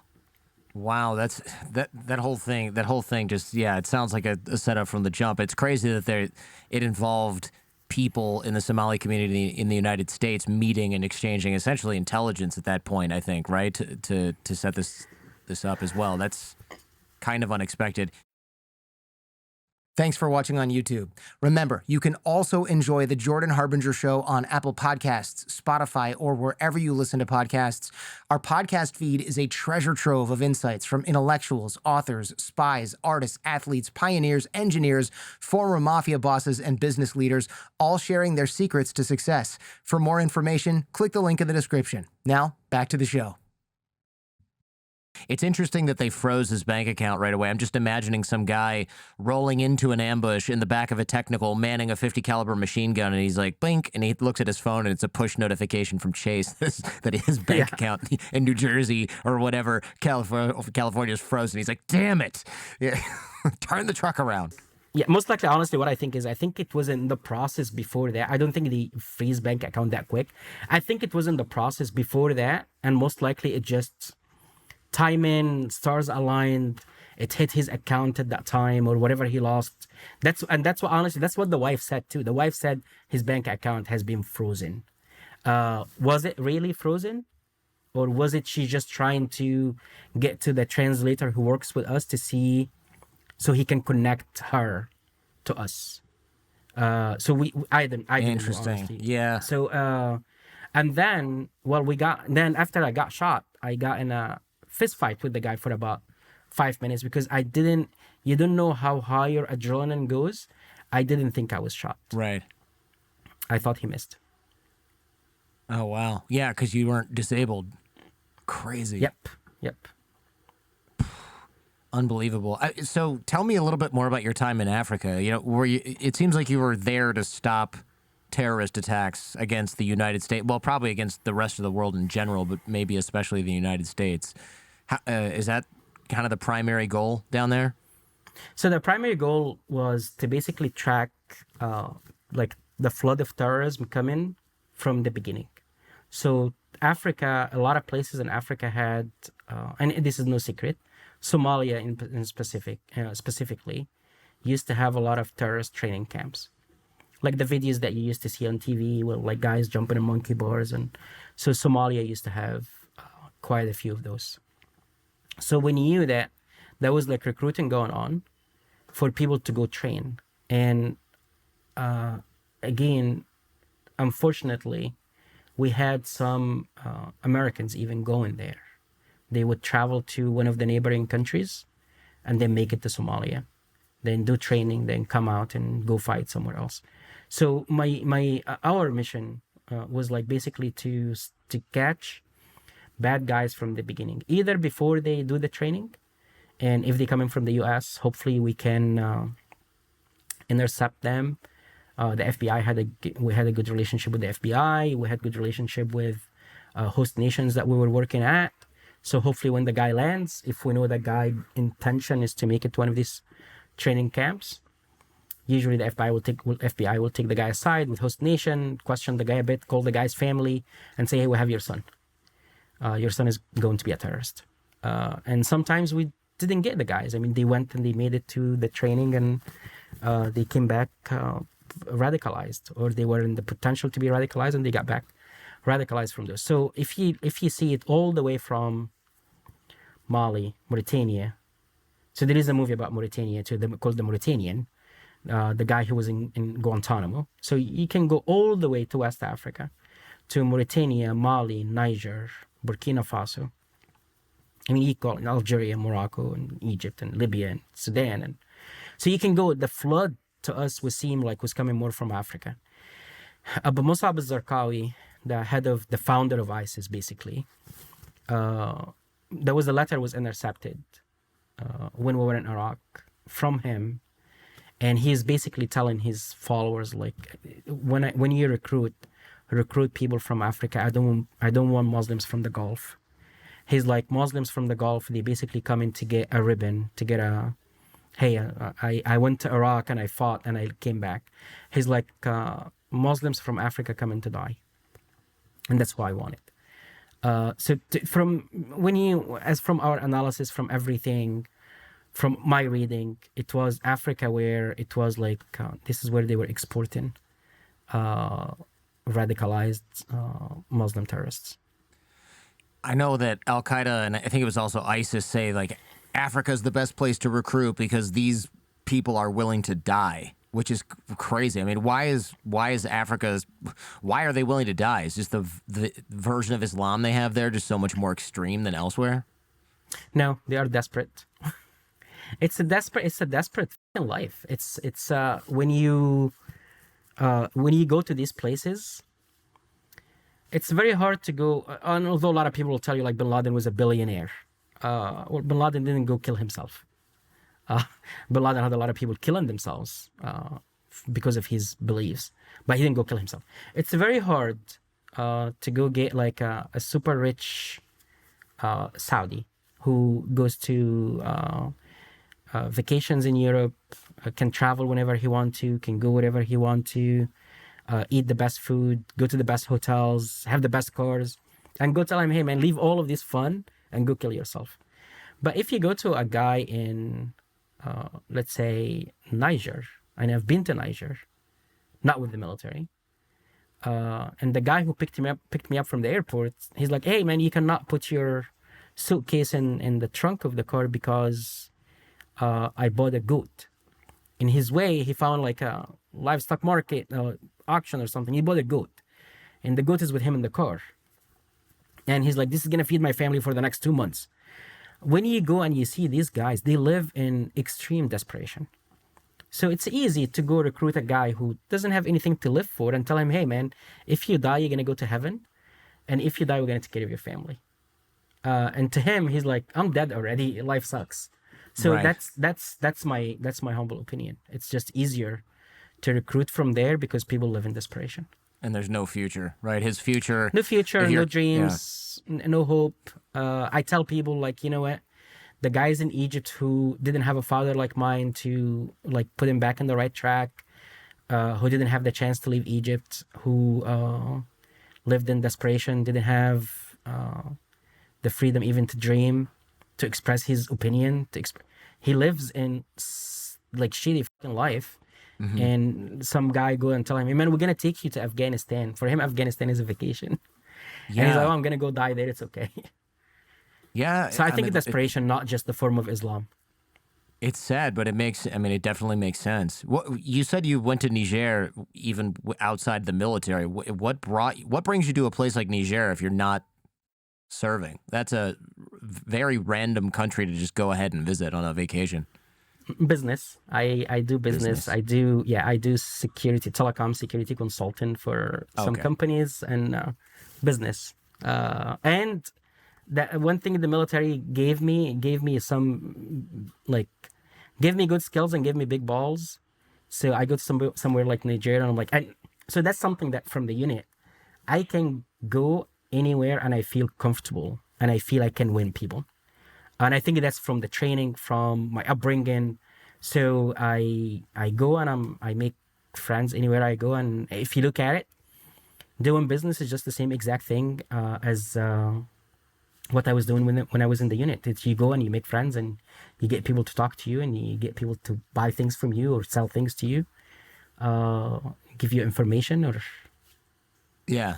What do you think is the sketchiest, maybe most dangerous place that you've operated in or visited? Is it Somalia? It depends what you mean by. So there is a place was very, very sketchy when it comes to counterintelligence and surveillance. I cannot name the location, but it's in the Middle East. But literally, I was watched in the beginning almost 24/7. You can see surveillance. You can leave your hotel room or your apartment, and you come back and you find your duffel bag dumped on the floor. All your clothes is in the floor. You'll find somebody messing with you. So you find like you gone out of the hotel and there is a taxi waiting for you already to take you where you want to go. So from counterintelligence, it's a country in the Middle East. Yeah, that was very pro-Russian. Besides Dubai, where else did you feel like you were in the most danger, perhaps, as opposed to just being watched? So the other place was. Somalia was very risky. Iraq in the second half of 2004. So Iraq in the beginning people were very welcoming. As a matter of fact, I went out in hits looking for Saddam Hussein. I went out and over more than 100 hits. I was with a Delta team when we were going. One of the houses we went to, after we blew up the guy's door, and we went in at like 2 o'clock in the morning, scared the fuck out of all of them. This was 2003. I swear. After we finished, the old man, the man of the house, he was insisting on us sitting having dinner and tea. And the guy was like... After you blew his door off with explosives. And the guy was like, you guys here to free us from the tyrant. We appreciate what you guys... I mean, the guy was like... And I used to see that. I used to go out in the streets, buy shawarma, go out to carpet shops because we had guys wanted to buy carpets, all the way till I wanted to say March or April of 2004. And I tell people, March or April 2004, it seems it's so after being there for 12 months, the U.S. military, not me. I was in and out. After being there for 12 months, the honeymoon was over. Iraqis hated us. They realized that we just created chaos. And then the Abu Ghraib thing happened, and that made it even worse. And it doesn't matter what you tell people. You're like, hey, 12 soldiers out of 120,000 soldiers were bad.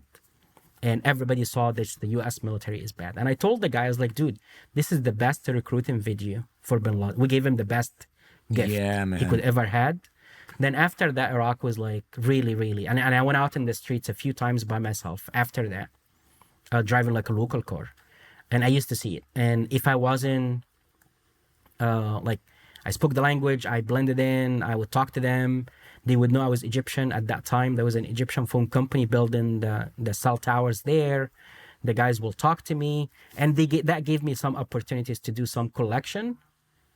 Because I would go to an internet cafe, like Sunni extremist internet cafe, and I sat down, and the guy was like, "What do you do? What you do?" And I chat with the guy, and the guy's like, hey, the phone service here is really, really bad. And I'll be like, yeah, actually, that's why I have this equipment. And this equipment, it just measures the cell tower signal so I can figure out where we need to build new towers. And I would take it out and put it actually right next to the guy that we're trying to... Again, I'm not going to say what the equipment exactly does, but the equipment was doing... I think we can guess, right? Yeah, you can. So, but again, because I understood the language and the culture, I was able to sit with Abu bad guy, really, really bad guy. I'm sitting having a conversation with him, and he brought me tea while I'm doing my mission. Yeah, interesting. And I think it's funny because somewhere there's a bunch of bad guys being like, that guy betrayed our trust. Meanwhile, it's like, but you told me when you were with the Muslim Brotherhood that it's okay to lie if you're at war. So it sucks when it happens to you, huh? Yeah, exactly. So screw these guys. Yeah, fine. Two can play by those rules. That's for sure. You mentioned Iraq getting totally messed up because, and this is just my like ignorant ass opinion. So feel free to correct me. But it seems like one of the biggest mistakes we made was getting rid of all the Ba'ath Party, so Saddam Hussein's political party structure alongside Saddam Hussein, because everything falls apart after that, right? Like in the book, you kind of mentioned the guy who makes passports at the passport office just like takes the machine, and the guy who decides who owns what house at that office, he's just like, I'll take $50 and I'll just make your neighbor's house your house now on a document. And the guy will take the printer for the driver's license and put it in his backyard, and now if you want a driver's license, you got to go to some dude and just give him money, and he doesn't care if you can actually drive. And we did a lot of stuff like that. Every civil servant was just unemployed or unemployable. Every qualified teacher or whatever who was Ba'ath Party just wasn't allowed to work anymore. And that you just can't run a nation like that. So our military is really good at destroying nations, but building them up, kind of clueless from what it sounds like. You actually, no, you're spot on. You're spot on 100%. And to show people like, you know, how much we did not understand. So basically, everybody was in the government was like in the Ba'ath Party. Yeah. By choice, by force, by whatever. If we go, if we end up the two party system in the U.S. and we have only one party, like let's say the Republicans or the Democrats, then everybody would be just one party. That was the situation in Iraq.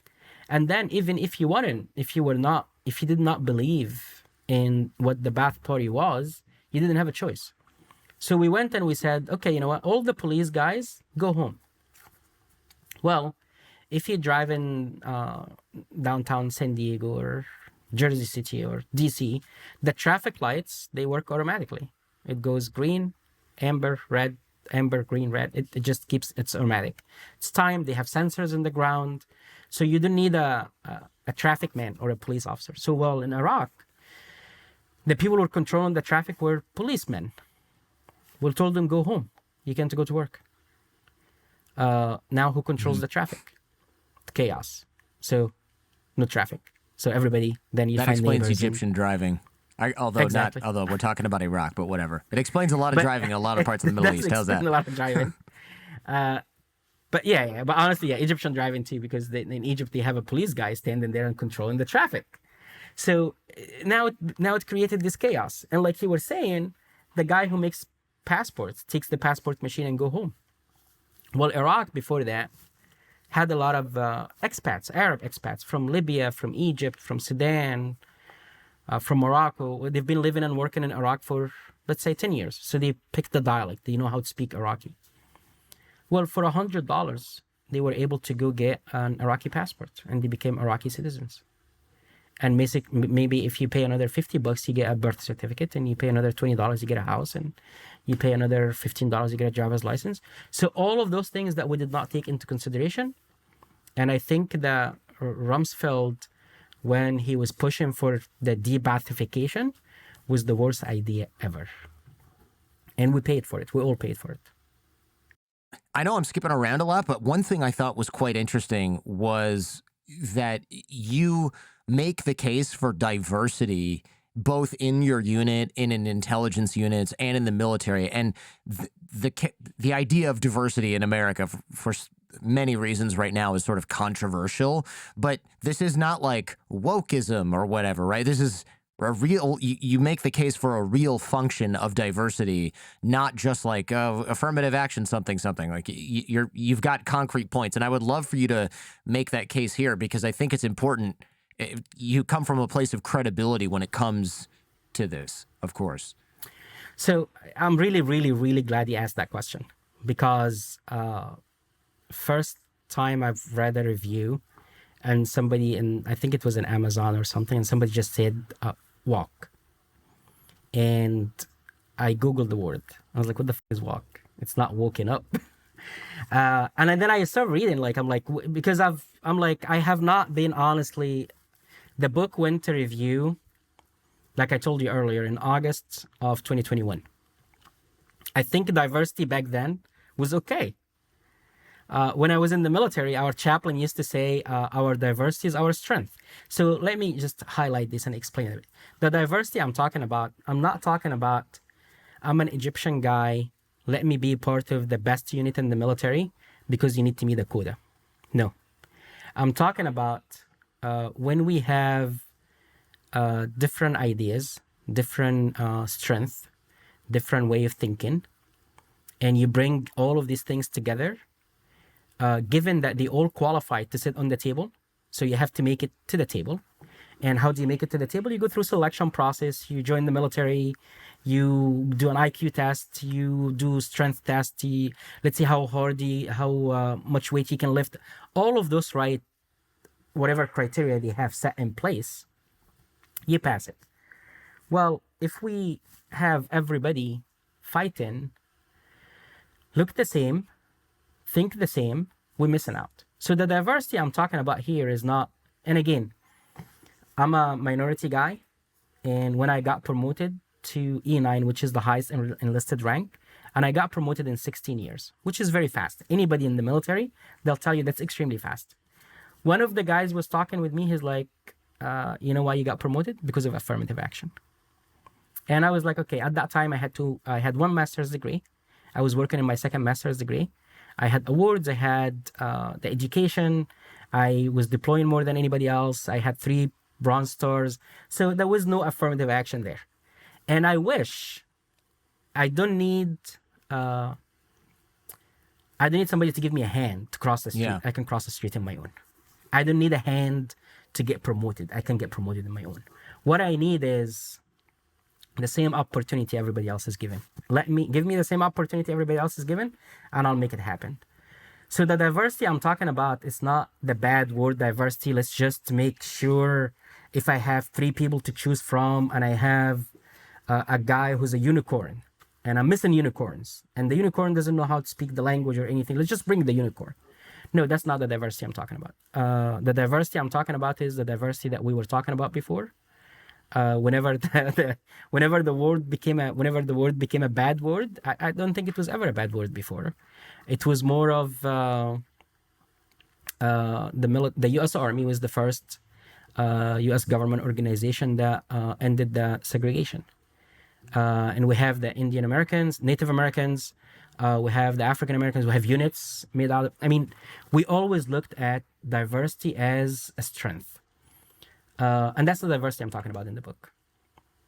Yeah, it seems obvious in an intelligence context that you would want, you want somebody who understands what's going on, even if that person is the same, or I should say, especially if that same person comes from the same culture as the people you currently are working against, right? Like, I definitely want to be next to the person that went to college with Muslim Brotherhood, has personal experience with Muslim Brotherhood, speaks the same dialect as Muslim Brotherhood, right? Like, this is the guy who was college roommates with somebody who went and became a terrorist. Like, that's the guy you want right next to you when you're dealing with these people. So it seems really obvious from that perspective. And that's what I used to tell people. Like, okay, in a lot of my deployments, I was able to go and talk, like, again, and we'll talk about Iraq because it's open. In Iraq, when I'm sitting down with a Sunni extremist guy in his internet cafe that he owns, I can carry a conversation with him to get the information I need from him, to make him feel comfortable, to let me take my equipment, put it on his table right next to him as he's drinking his tea. Take anybody else who doesn't have the same characteristics and take him there. The day he would have walked out of the base, he would have been shot. I had to get 2-3 levels of approvals to be able to leave the base. And they had to see me, like, higher command. And this mission was involved not just military, it was military and 2 other agencies. And all of them have to sit with me, okay, do you know what you're going to do? Do you know the risk you're taking?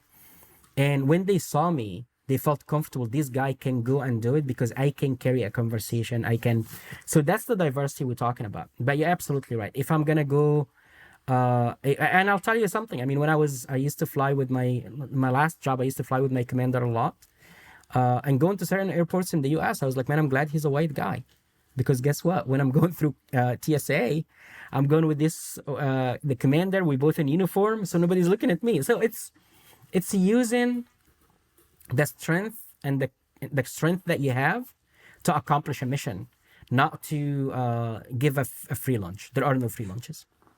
Well, you did mention, I don't know if this is in the book or just something we talked about on the phone now that I think about it, but you mentioned coming back to the United States and getting detained by customs And it's like, what were you doing overseas? And you're like, well, I can't tell you that I was overseas on a mission to make America safer by assassinating terrorists. So I guess I'm just going to say vacation. And they're like, get into secondary screening, Egyptian guy with an accent. We don't trust you. Yeah. So I think we talked about this on the phone. So yeah, I got pulled in the secondary a few times coming back from missions. And some of those times, even I have an official passport, like a red official passport. It shows that you were in a U.S. government official job. And when I came back, and the immigration would ask me more questions and some questions, and my passport would have said I was born in the U.S. And she's like, how come you're born in the U.S. and you have an accent? And I'm like, I was born but not raised. And we would go. And again, I had a get out of jail free card. I can make a phone call, but that's the last thing that you wanted as a guy who's in operations. So so you would deal with these things, and I'm like, okay. But when I'm going overseas, guess what? I joke with the immigration guy. I say a couple of Arab jokes, and the guy's like, "Do you want to come over to my house to have tea?" I was in another country in Africa, where I had actually the security police officer in the airport driving me to my hotel. After joking with him for a bit, and I said it, and I mentioned a couple of other instances in the book where I said I got guys who living across the street from a bad guy to invite me inside their house, to sit in their house, drink tea with them and their family for hours. If I didn't look like them, I would have not been able to do that. That's the diversity, the strength of the diversity I mentioned in the book. 100%, it makes sense. I mean, I guess I shouldn't be. I'm not trying to throw shade on customs and immigration for doing their job. I mean, their job is to make America safer. And if they saw you suspicious, and they're not like totally wrong about being a little suspicious, like you're an American with this, but you have an accent, like this doesn't add up. Let me just make a phone call. Yeah, it's fine. But there's another anecdote, and I can't remember if this is the phone or the book, but you're in the chow hall after a mission, and someone's like, "Yeah, we should just nuke all them Muslims," and it's like, I'm right behind you, first of all, and I was the one out there while you're on the ship looking at a computer screen. I'm the one who was out there driving around to find this guy that we just took out. It's got to be very frustrating to hear stuff like that. It was more fulfilling. It was more fulfilling than frustrating. Really? And frustrating as well. But it was a lot more fulfilling, and I'll tell you why. So we just finished the mission, and that's the mission that in the first chapter. Just finished the mission. We go to a military base in the area because we're gonna base there for a few days till just everything calmed down before we go back to where we are based, because we were based out of an embassy in the region. And again, a higher command was like, hey, we don't want, like you were in a somewhere, and then all of a sudden you're coming back to the country. So we want you to stay for 5 days till things calm down a bit. So me and these two other guys, they were with me in the mission. The actual mission, it was just one guy with me, but there was another guy, Marine, actually, was in the mission with us, but he was doing something slightly different. So we're sitting in the chow hall having breakfast, and it's all over the news that this guy got taken out, and initially they were like thinking, did the French kill the guy? Did the Americans kill the guy? And then we had actually the U.S. spokesperson went out and said it was a targeted attack by U.S. government, by U.S. military. Obviously didn't say who or where, or who did it or how they did it or anything. But as I'm sitting down, and there is a young soldier sitting, as he's having breakfast watching CNN, and he's like, man, I wish we could fucking kill all of these fucking Muslim guys. This is, and he's like, the guy's like having a blast that we succeeded in a mission. And I wanted to tell him, hey, by the way, like, you can't kill all Muslim guys, because if you killed all of them, I wouldn't be the guy who's doing this mission. Right. But at the same time, the fulfilling part was how we made everybody proud of our accomplishment, even though they didn't know how it was done. I suppose that's a good way to look at it, because it would be really easy to be able to just lose a little bit of morale, thinking like, okay, I work with this guy and he still doesn't get it. But it speaks to your point, another point you make in the book, of the danger of dehumanizing the enemy, especially when it comes to peacekeeping missions later on. I think you make the comparison in the book with World War II, rebuilding Germany. It was a bunch of French, Brits, United States, and others, of course, rebuilding a state, a country, full of people that just looked pretty much the same, right? German white people, right? Just like kind of all the same. And so even though I'm sure, you call them Krauts or whatever, but it was like, we're still basically just, the people still look like us, right? It's hard, you can't just sort of pick them out on sight. But now it's a little bit different, right? I mean, as to this guy's brainwashing in the chow hall, it's really easy to look at people and be like, oh, let's just kill all the Arabs, although they thought you were Mexican, which sort of goes against their point. But we're not talking about the smartest people here. And also, brainwashing's a hell of a drug, right? When you've dehumanized the enemy, it's hard to switch that back off during your peacekeeping mission later on when you're rebuilding the country and be like, oh, I know we just got done calling these people rats for the last 10 years, but now they're our partners and we need to respect them and they're on par with us. It's like, how do you do that? And the answer is, I think you can't. You can't unless you do it from the beginning. So you cannot dehumanize the enemy. But to go back to your example about World War II, Japanese Americans were treated worse than German POWs. And this was, like I said, I mean, these are American who are from Japanese, they came from Japanese descent. They were treated a lot worse. And they got taken and put in camps and all of these things. And don't get me wrong, when after 9/11 happened, Arab Americans were afraid of the same thing. They were like, are they going to do the same thing to us? But the brainwashing thing, part of it, when I was in Iraq, so a lot of the units I was part of, we don't wear unit patch. So everybody was in the military. They know every unit has a patch. We don't.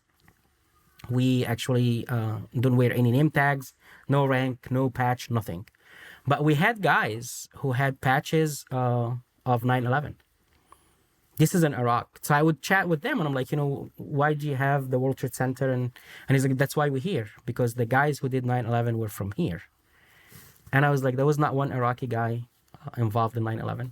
As a matter of fact, and I said this to a guy, actually, I said it on more than one occasion. I said, if we were going to attack a country because the guys who did 9/11 were from there, we would have been attacking Saudi Arabia.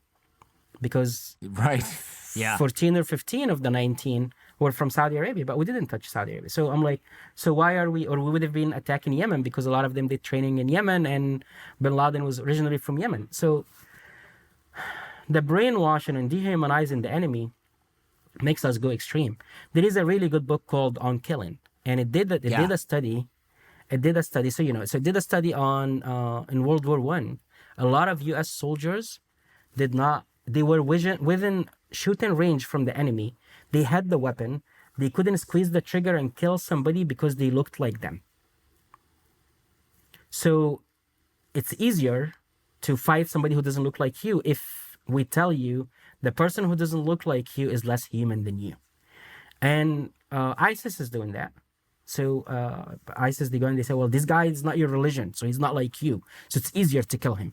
So by dehumanizing the enemy, we go extreme. You're not gonna, you can win, again, the best battles are won without a fight. And this is coming from a lot of soldiers who've been through combat. They'll tell you, if we can win a battle without fighting, that's the best thing. That's the best situation. And this is from the Art of War. This is a Chinese philosophy for a long time ago. We have to fight that way. We have to think that way. And I'm not saying sometimes you have to go and you have to take the fight to the enemy and you have to kick their ass. But you got to define the enemy before we go and we say, every brown guy is a bad guy. And then we're going to go after that and say, hey, by the way, no, they're not bad guys. It seems like we don't understand a lot of our enemies. You mentioned it also in the book how the Russians tend to think much more long term as opposed to the Americans. Can you speak to that a little bit? Yeah, so we had, I think it was a situation was like, I don't remember exactly, but maybe like 7-8 years ago where they start catching like Russian like espionage cells in New York and California around the US. And then when they did the investigation, they looked at these guys. These guys were around for 15 years, 20 years, 25 years. They came to the US in a younger age and stayed there forever. I've seen it in some of my deployments where Russians were speaking Arabic fluently that literally we did not know We thought they were native Arab speakers, but they were Russians. So where for us, when we go in somewhere, whether it's a CIA or military, you send in a guy to be working in a country for 2 years, 3 years, maybe 4 years max. That's CIA. For us as military, we're going for maximum a year. If you are working in an embassy, maybe you do a year, 2 years. But our system is not built for guys staying long. That's one thing. Then the other thing is we don't have the patience for that. We want to come back home. Yeah. And at the same time, can you blame him? Like a Russian guy has to go live in New York, all expenses paid. It's like, okay, that's pretty awesome. People are probably fighting for that job. But if you're like, hey man, you got to go live in Russia, and maybe you don't get to live in New York. Maybe you get to live in, I don't know, like a suburb of Chicago. That's fine. But if you have to live in a suburb, quote unquote, of Moscow for a long time, I mean that could grate on you after a decade or so, right? Your life is on pause. You're right. Absolutely. Or imagine that if you have to go live in Mauritania or in Mali or in Niger or in Afghanistan. Yeah. So yeah, I see that. But then who would live in those places? Let me give you a good idea. If you actually have immigrants came from those countries, some of those guys were willing. Like that we had immigrants came from Pakistan. They came in a young age. They joined the military. They went to college. They joined the military. And some of them, if you tell them, hey, we want to send you back to Pakistan and we're going to set up a business or whatever. I don't want to like reveal sources and methods. Sure. But those guys are willing to go. Sure. But when you have a guy who was born in North Carolina and you tell him, hey, I need you to go live in Timbuktu. And he'll be like, where's Timbuktu? So strategically, if you want to fight that war, you gotta fight it differently. You cannot have the traditional military or CIA assignments of like 2-3 years in one country. Then for CIA, you're gonna hand your assets to another CIA officer, and this is something. I mean, it's written by CIA retired officers in books, where like, hey, I worked this target and I worked this guy and I recruited a source, and after my 2-3 years, I handed my source to another case officer. We're not there for the long term. Right. Now that makes a lot of sense. It is interesting. The Russians, I think they're called illegals, right? Because legal spies, if you will, have diplomatic cover. Oh, I work with the transportation. I'm the liaison for commerce and something. I don't know, whatever, something like that. Like they work in the oil and gas industry.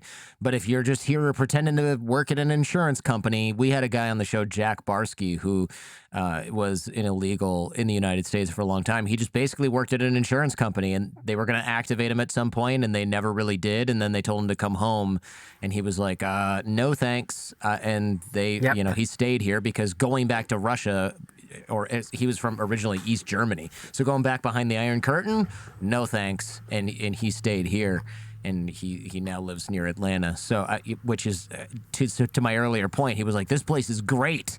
I love it here. There's all kinds of opportunity. You want me to go back there and be like the richest person in a non-free country that's basically the equivalent of going back to black and white TV? No, thank you.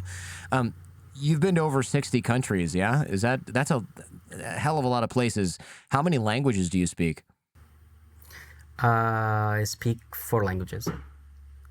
4, okay. Can you tell us which ones? Or you're not supposed to? No, you're not supposed to.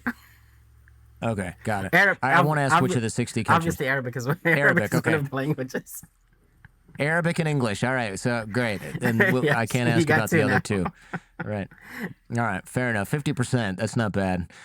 What I asked you what the sketchiest place was, and I think you hinted that it was adjacent to Somalia or possibly Somalia. On the other hand, though, what's a surprisingly awesome place that you just didn't expect to be so welcoming and beautiful and maybe even fun or interesting? So it was during a deployment, coming back from a deployment, and it was a deployment to the Middle East, and it was me, another unit guy, and we were traveling back, and we had to do transit in Dubai for the first time. And we landed in Dubai, and we spent like a night, and we ended up going walking around the beach, and it was just amazing. And a lot of people say, well, it's the Middle East. Well, if you've never been to Dubai, and somebody like throw you out of an aircraft with a parachute and you land, you wouldn't know where you're at. Because we walked around the beach, we saw people on the beach in bikini and on burkini. Burkini is the burqa, the totally covered head to toe ladies. Both of them sitting next to each other. Right. Neither one of them is bothered by the other. Both of them enjoying the beautiful. We came during the winter, so the weather was beautiful. Both of them enjoying the winter in Dubai is like in the 70s. So weather is beautiful, big buildings, very safe. The airport smelled really good, and every public bathroom we went to was like smelled really good. And I was like, wow, there is something. And then you go to the hotel, and people in the hotel taking and this is like a normal hotel. We did not stay in a fancy hotel. Normal hotels, people Sure. taking your luggage to your room, and they welcoming you with a drink, and like it was just very impressive. And then we had the opportunity to visit like a mosque. And my buddy who was with me, he's a tall, white, blonde, Jewish American. And he was like, how is that gonna? I was like, dude, it seems like very, very open and very welcoming. And there was like a mosque, big mosque that it's in Abu Dhabi. So we drove like about 45 minutes. We walked there and we found like a group of monks walking there, getting a tour. So we had monks, Muslims, Christians, Jewish in the same place, and they all felt very comfortable. So Dubai was, and again, it wasn't a surprise. I mean, I've heard about it, but it was my first time coming. It was extremely, extremely impressive. Another place I have to give credit to, like I traveled to Kenya one time, and a lot of people think Africa is really, really bad, but Kenya was gorgeous, like the nature and the green everywhere. And so a lot of places are really nice, not as people just imagine. Yeah, I mean, Kenya is definitely, you only hear good things, mostly only hear good things about Kenya. Dubai, like Las Vegas of the Middle East. However, interesting underbelly of organized crime, trafficking, and it's essentially a police state. So you do have quite a big trade-off, I think, for some of the safety that's enjoyed there. But maybe that's what's required maybe you need a police state in order to keep a place like that from erupting into something that's unstable. I don't know. I agree with you, and I did read about it and study about it, but you have a country has over 170, 180 different nationalities. I think you have to be a police state. So they have cameras everywhere. I think they're competing with London, who has more cameras in the street, and they have facial recognitions of everything. But like I said, for us traveling through was just extremely an impressive experience, especially where we were coming from. I mean, we came from a place where we came from a very nasty place. It was dust everywhere, no clean water. Women were covered head to toe, like literally head to toe. You didn't see any faces. You might see some eyes. And it was a police state as well. So you have a police state with some freedom, and you have a police state with no freedom. Right, yeah. You've got Eritrea or Dubai, and it's clear if you had to live in one of those places, which one you would pick, right? So I'm curious your take on the Israel-Palestine conflict. I mean, we don't have to do a whole big spiel about this, but a lot of people will say, hey, look, Israel is just creating more terrorists by handling things the way they're doing it. I wonder if you agree with that. Your take on that, and your take on Hamas as a terrorist organization. But I'll ask one question at a time. Is Israel just creating more terrorists by handling things this way? So I have a very good example for this, that when people ask me, I tell them that Khalid Sheikh Mohammed, the Pakistani / Kuwaiti, grew up in Kuwait or lived in Kuwait. He was the mastermind, KSM. He was the mastermind of the World Trade Center, the 9/11.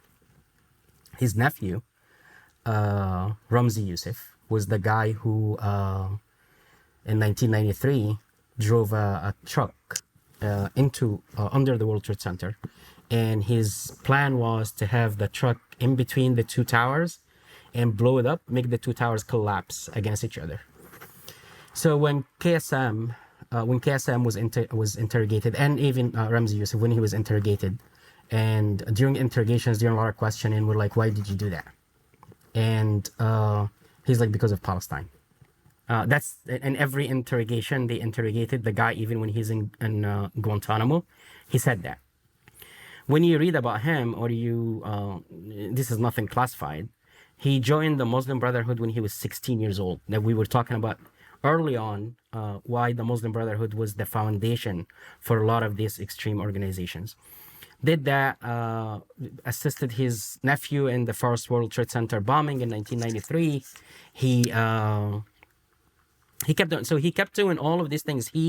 His nephew, he has another nephew was involved in 9/11. So it's like a family business. And all of this was because he heard like some of the sermons by an Afghan,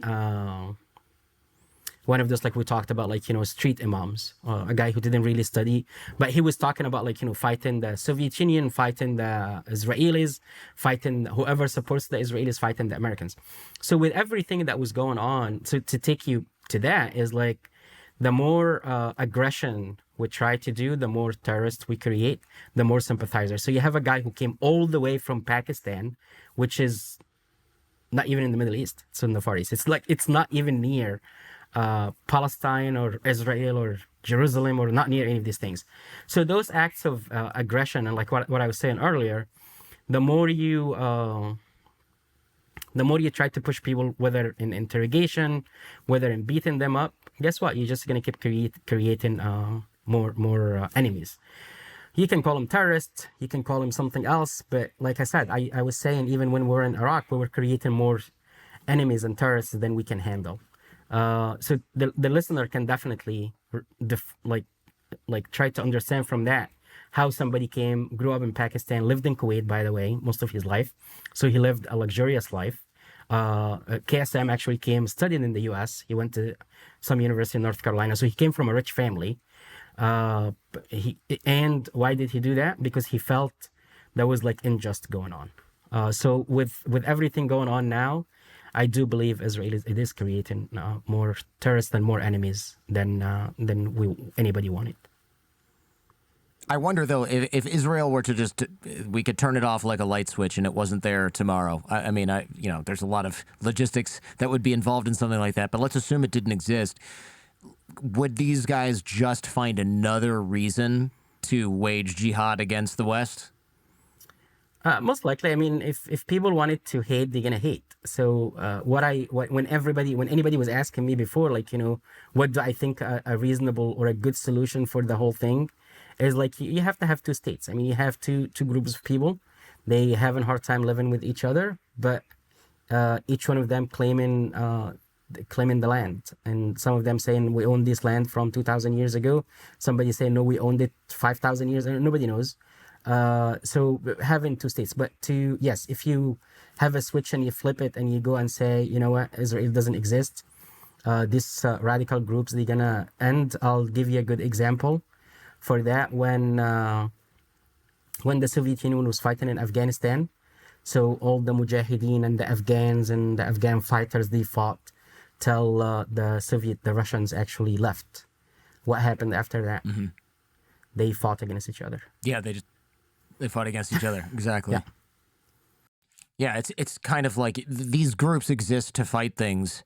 They're just going to end up. I mean, even Hamas and PLO were fighting each other before. The reason, but that's part of the reason that we're in this mess. They're not designed to necessarily govern. They're just designed to take over and destroy things. I mean, they're militaries essentially. They're still fighting against each other, and it was in a movie before. It was just one of these saying in a movie, like, my business is war and business is good. So it's a business to some people. Some people, that's how they. If you take ISIS off the face of the earth tomorrow, the leaders of ISIS, what are they gonna do? I mean, they're like, okay, we have to find a reason. So this is, again, people are using religion and using political. They have agendas to reach certain goals, and they'll do whatever it takes to reach those. So you have people take Israel out, that would be something else. And by the way, take Hamas out too, that would be something else. So if we say, you know what, Hamas ends tomorrow, there is no more Hamas. Well, Hamas didn't exist till the late 80s or the 90s. 83. 83. Yes, 83. So before that, there was no Hamas, but there was the PLO, and the PLO were declared a terrorist organization back before then. It was Fatah too. I mean, so there is always, now they have you have Islamic Jihad, you have Quds Forces, you have Hezbollah was not there now. Hezbollah. I mean, there is always those things. So unless we educate people the right way, and to make sure that people are not easily influenced and following going in the wrong direction, we're gonna keep having those problems. Yeah, that's an interesting segue to what I was going to ask you about the solution for terrorism. In your opinion, it sounds like you think the solution for terrorism is essentially education, and I know you do fund some education for girls in Egypt as well. Correct. I always believed, I believe myself, even if my dad did not push me towards getting the right education, then maybe I would have went in the wrong direction. So education gonna help people prosper. They're gonna help people actually at least critically analyze the information they are receiving.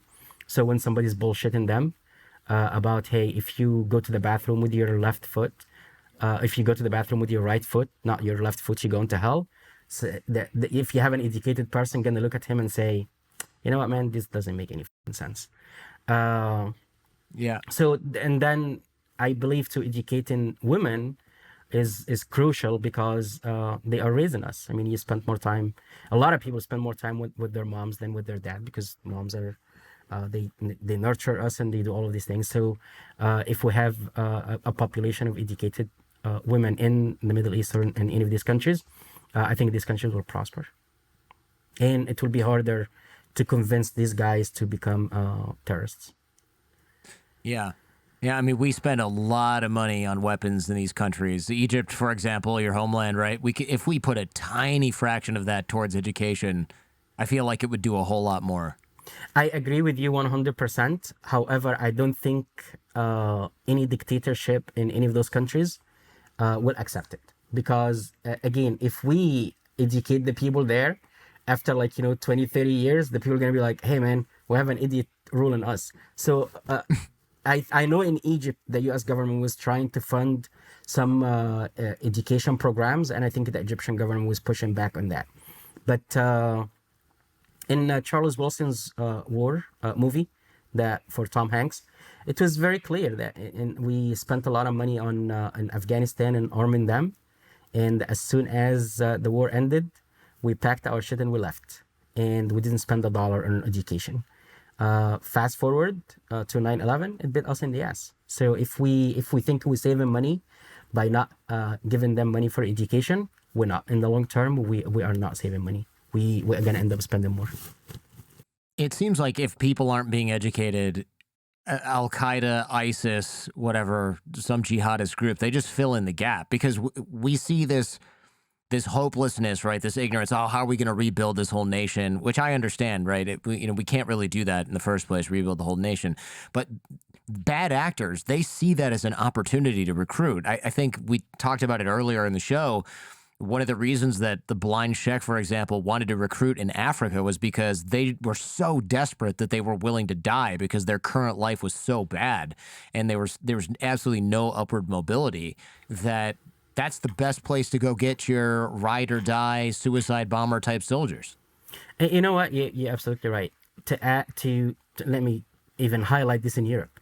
So even in Europe, where ISIS was recruiting, like in Belgium and in France, they were recruiting from the underprivileged immigrant population, where they didn't really assimilate well, because, and I give huge credit to the US. We have good system to help people assimilate with the US system. We have more work to do, obviously. We're still not doing enough to assimilate the immigrant population. But in Europe, even in France, and a lot of people wouldn't do it. So France brought a lot of Africans after the independence of certain countries in Africa. The French brought a lot of Africans, like from North Africa, from Algeria. And when you go to Paris, you'll see those populations living in not the best conditions. And as a matter of fact, they even built bridges between where these people live and the city, so they cannot walk to the city. They have to like really walk on a bridge, and it's harder for them to get into the center of the city. So there is a void there. There is like desperation. There is a void. Not the best education or some education, but they don't have the right opportunities. And then it's easy for ISIS to go and recruit this French citizen who was born in France, who maybe finished high school or something, but didn't go to the best schools. And he sells drugs in the street. And all of a sudden, they're giving him a purpose. So purpose is very important, right? So they're giving him a purpose. And they're like, hey, why didn't you come and fight with us? So this guy packs his shit and he goes to from France to Turkey, Turkey to Syria, and he goes to the Islamic State of whatever at that time they want it to be. And they recruited from Belgium, they recruit from Africa. But again, you bring in Europeans, and some crazy Americans ended up there as well. So it's easier to recruit. It doesn't have to be only in Africa. If you put people in desperate situations, even in France and England and Belgium, they'll be easily recruited as well.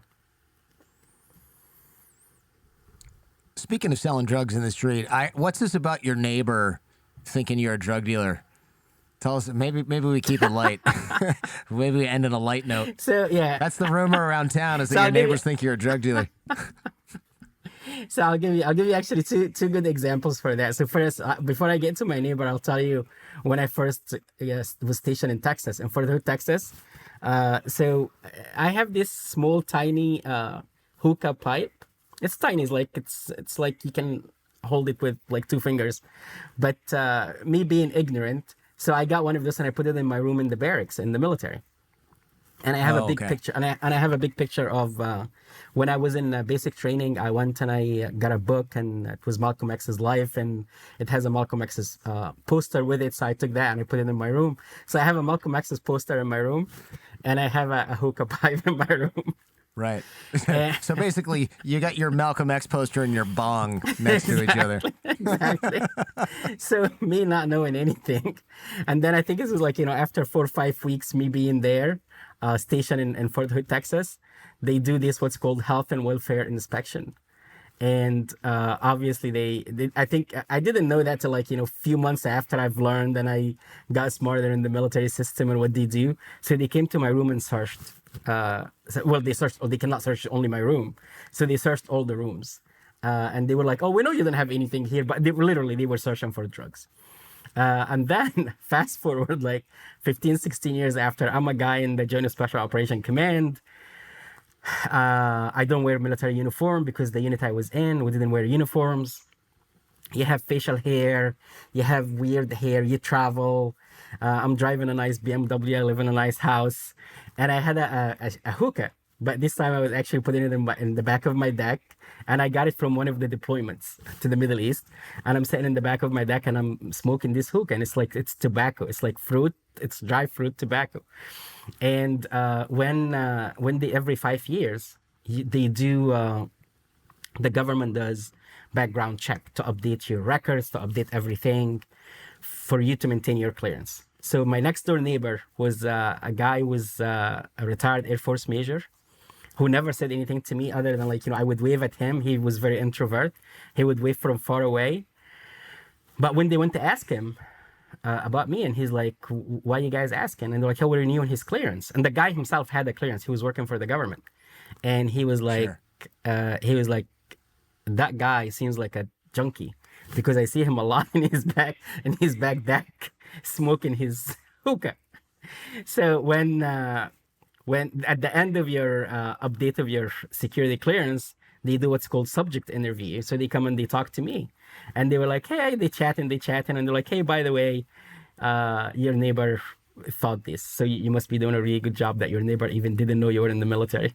So I was the guy who's deploying, and I disappeared like every 2-3 months. I would disappear for 4 or 5 months. So the guy is like, this guy must be like a mule. He disappears and he comes back and he lives in a nice house and he's driving a nice car and his wife driving a nice car. So he thought I was a junkie, and I looked Hispanic, brown guy, lives in a nice neighborhood. So you must be. That's so funny. You can imagine the FBI knocks on the door and they're like, we want to talk to you about your neighbor. And he's like, finally, I knew it. I knew it. And then they're like, yeah, we're renewing his top secret security clearance because he's in a super high level organization that we can't discuss. And he's like, wait, are we talking about the same guy? Not the junkie with the bong that drives a BMW and is only here half the year. Exactly. Yeah, that exactly. guy. And sometimes I would leave in the morning wearing shorts and flip flops, and that guy is like, this guy cannot be working in any decent job that he goes to work dressed like this. Yeah, where do you go, in the swimming pool at the YMCA? Yeah, no thanks. Yeah. Man, this is such an interesting conversation, man. I know we went super, super long. I really appreciate that. And thank you for your service. And I think it's a really cool angle. You know, I can tell how passionate you are about preserving, well, first of all, preserving your American way of life, which is also your Muslim way of life, assimilating into the United States, but also maintaining like your own unique culture but doing it in the exact sort of right way. And I just think it's really incredible. And yeah, thank you once again for coming on the show. Jordan, thank you so much for inviting me to your show. I've heard tons of great things about you, so it's really an honor to be with you on the show. And I say this all the time for anybody who tells me thank you for your service. I tell them thank you for allowing me to serve. America is a great country that it does open the door for immigrants who don't speak English to learn some English and be able to join the military and make it to the highest positions in the military, and you don't see that in any other country. So thank you. I do really appreciate it, and hopefully you enjoyed the conversation as much as I did. Thank you for checking out this entire episode on YouTube.